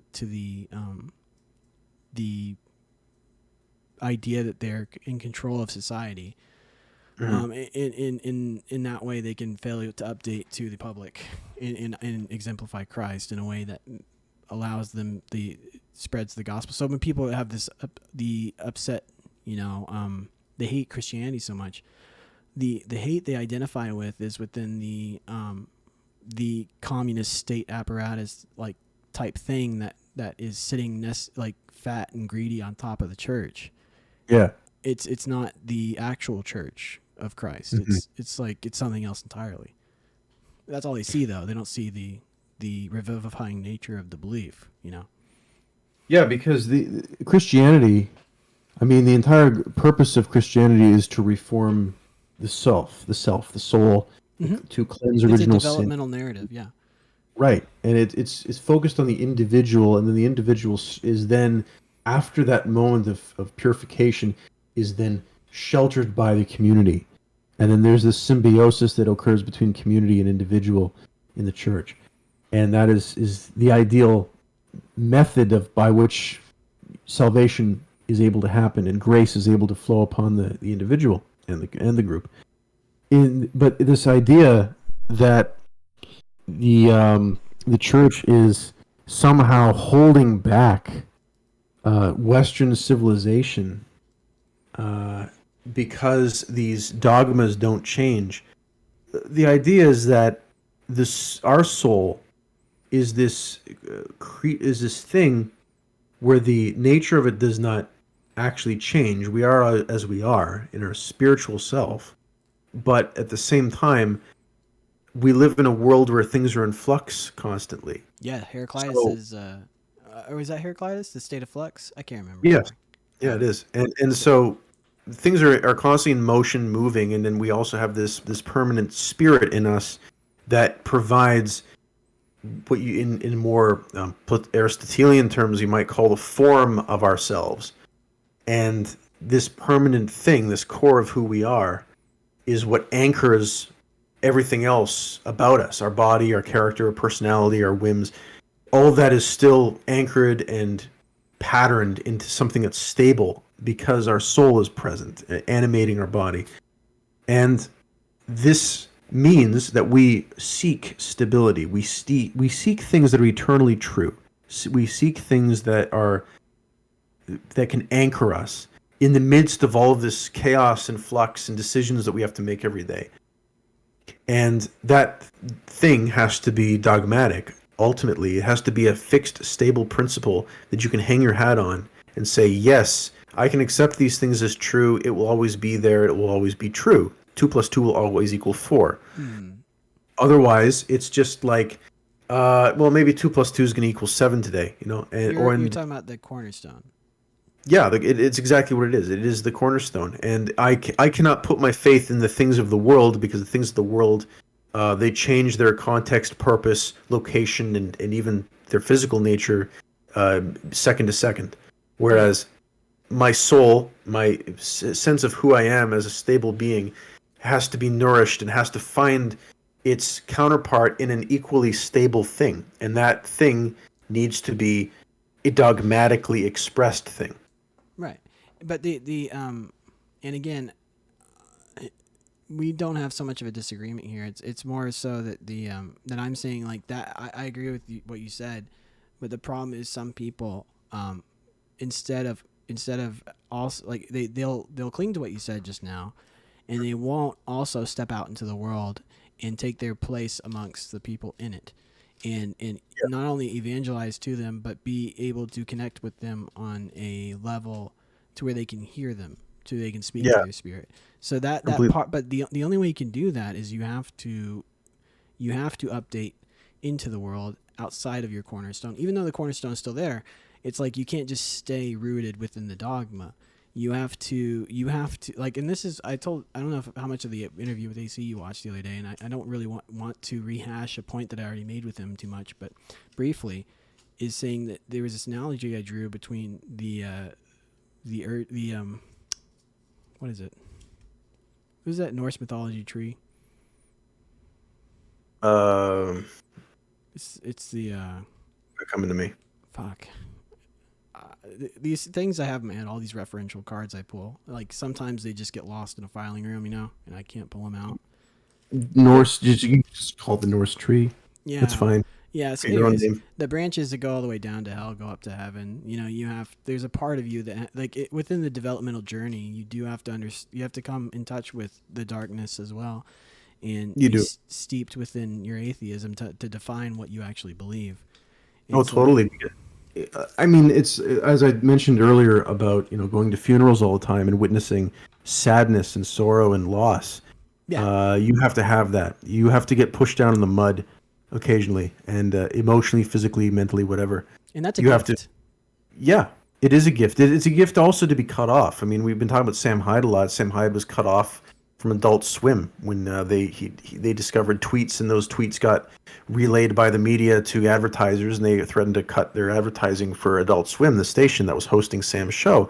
I mean, that getting cut off from that was in a way liberating for him, because he wasn't getting paid very much to do that show for a tremendous amount of work, and now he's, you know, infinitely more successful and more authentic in his performance than he's ever been. Yes. And that's a massive gift. And so you have to be you have to receive negativity as a gift to help you grow and to help you then become like a battery for positivity that generates positivity to cope with the negativity, which then like bursts out of you eventually because you have to dispel it. You have to release that charge back to the world. Yeah, because people, and the other thing that sucks about that too is like people like us are intimately familiar with the darkness, with the evil of like life, and so but those things don't go away. You have to live with them permanently, and so there is a toll. There's everything has a cost, especially that. Yggdrasil. All right, so cool. That was the tree, but both of those things exist, and I don't know how much literal I'm being here, but there. I do understand what you're saying, and like in a way I strongly agree with you because I have the same cornerstone. But I think the goal is to reach right out to the edge and try to stay there to where you can be maximally effective, to where you can reach people, you can be empathetic, you can inhabit their worldview, but still come back and stay true to your core beliefs in a way that is like meaningful and profound, I guess. My foot has to be on the ground in order to be on the edge. Yeah. So I still have to retain a rootedness in something that's permanent and fixed, so that I can stay where I am and form that bridge to reach other people that are across the chasm. And that's the balance I try to work. I have a motto. It's work in the shadows, live in the light. And I believe that you have to work in the spaces of negativity and uncertainty, where people are wallowing and suffering, so that you can help reach down and pull them up if they wish to come back into the light again, or even for the first time. And the light is that permanence, that it's that the grace that comes from God and that you tap into through prayer and the sacraments. And the sad thing is people think that you don't actually care about them when you're trying to say all these things to them. Because I know you care. Like from hearing you, like I don't know, but I can intuit, and from my intuition, I can make a good judgment that you actually give a shit about people. But the sad part is you probably receive a lot of backlash and shit like that because the people, all they see is you evangelizing to them. They don't really know that like you have this caring aspect to you that you're trying to help out, you know? You know, it's funny you say that because when I go to online games, this is another dimension of my ministry. I go to games like The Sims Online and a lot of MMOs out there, and I'll just talk about God. I'll just talk about Catholicism. Sims Online has a big LGBT element to it. A lot of the properties in The Sims Online have pride flags and stuff, and they're, you know, a lot of kind of what I would call grooming tools, and a lot of people that talk openly about homosexual topics. And I'll just go to these properties and just, you know, talk about how maybe we could put some Vatican flags around here and stuff like that. And then that, you know, that goes over as well as you'd expect. You end up getting banned from a multitude. Yeah, you get a multitude of places end up banning you, and those are places where you could be earning a lot of in-game money, but you forsake that. And then it just so happens that a really nice couple of people open up a property, and they have a house, and you just start talking to them about God, and they are so enamored with what you have to say that they invite you to be their roommate in the property. And that means you have access to their house, and you start maintaining it for them, and they see the care that you're putting into their house and looking after it, and they start to you build a bridge with them, and now you've got a bond going with these people, and that's an amazing thing. So I find that with the online space, it's almost like in the span of an hour, you can experience being cut off from the group and also being received by a group at the same time, like within that space of time. And it's powerful to witness that so quickly. It's almost like you almost get a head rush from it emotionally, because it's like, wow. On one hand, I'm getting backslapped, and on the other hand, I'm getting embraced. Like, and it's over the same content, really, pretty much. I talked to a guy on The Sims Online who lost his mother and was actually a lapsed Catholic because of it. And I think that there was a good deal of healing that occurred just by sitting and listening to what he had to say about that and asking him a few questions to get the wheels turning on it. So Yeah. it was good. It was good. And so it has to be a ministry where you are going out, you're saying what you need to say, and then you step back and you listen. If you have to say something else, it's always just a gentle nudging, and you let people take it from there, and then you demonstrate your fidelity to them if they demonstrate it to you. Yeah. Well, like, look, from my point of view, I have an allergy to the church. Always have. But if you're fundamentally, my opinion is this: it's like we may disagree on some specifics, but if you're helping people live better lives, I don't really give a shit. It's like you're you're putting positivity, or not positive. Jesus, that sounds so stupid. What a liberal thing to say, huh? Like, sorry, that's my libtard side. No, you're putting out like, like good things into the world. So it's like I don't see it as I see it as a net positive. I mean, really. So It's a net positive that exists because I see because of the church. Because in my own nature, I would say that I tend to be a pretty positive guy, but at the same time, I'm not the most outgoing guy. I am more likely to retreat than attack or defend even. That's just my nature. And what I've done over the course of my life by involving myself in the church is to feel secure enough that I can actually defend. That if I absolutely have to, I can attack if it's to produce a good outcome. That I can make risky decisions, say with money, for instance, or investment, and be able to do that, throw the dice, see what happens, and see if I get a good return. And sometimes I do, sometimes I don't.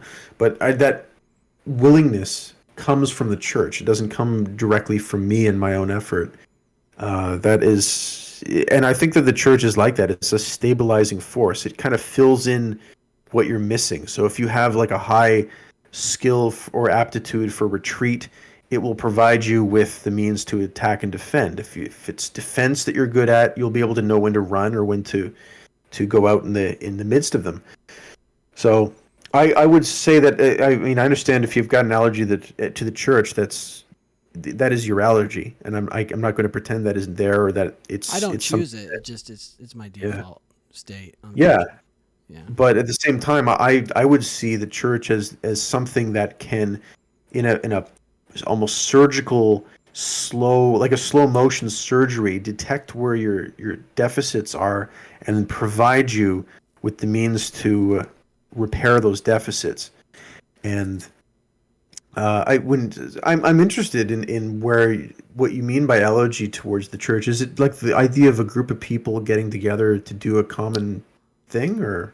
Well, that's rooted in years of being steeped into Southern Baptist churches, charismatic, swapping between households, stuff like that. It's a long story, and unfortunately, it'll have to be for another time because we're already at 2 hours just about now. Ooh. Yeah, we just did 2 hours, man. That was like I could do 4 hours from here. I know, and we can do a part 2 if you want, because we really didn't get too much into your channel, The Last Lantern. But I really appreciate you coming on, man. Unfortunately, I do have to end it here. Yeah. But can you plug your stuff? I know you have Last Lantern. What else do you got going on? Well, I got The Last Lantern. I have. That is really the main thing I'm working on right now is Last Lantern. That's what I want to focus on. For my local parish, I also host a Saints series event every week. I actually research the life and times of a saint, and I deliver it in the form of a presentation that I give for about 45 minutes to an hour every Friday at 7:30 p.m. It's for my local parish predominantly, but if you want to shoot me an email, you can visit my YouTube channel and you can send me an email and say, hey, can I join your event, your Saint series? And I'll say, sure. And then I'll add you to the list, and you'll get a thing in your email letting you know the link to attend the meeting on Fridays at 7:30. There is also a shout out I want to give for my good friend Marty Moinklers, who is a hilarious video game reviewer. He's more of a video game reviewer comedian. He's one of the funniest people I know. It's Marty Moinklers. So Marty and then Moinklers. He's on YouTube as well. And of course, AC, our mutual friend, AC of CA. Yes, Excellent artist and musician. Check him out. His music is eminently listenable. It's some of the best digital music around, and he deserves more clout and more power to him. Absolutely. And Chris, thank you again for joining me today. I really appreciate it, man. I'm sorry for the fuck ups with the stream. These things. Hey, happen. no problem. But no problem. These things and I definitely look forward to our next conversation. And with that, guys, every Wednesday, 8 p.m. to 10 p.m. we'll be here for Digging Deeper. Please subscribe to those channels that Chris shouted out, especially his own, The Last Lantern. And we will see you next time.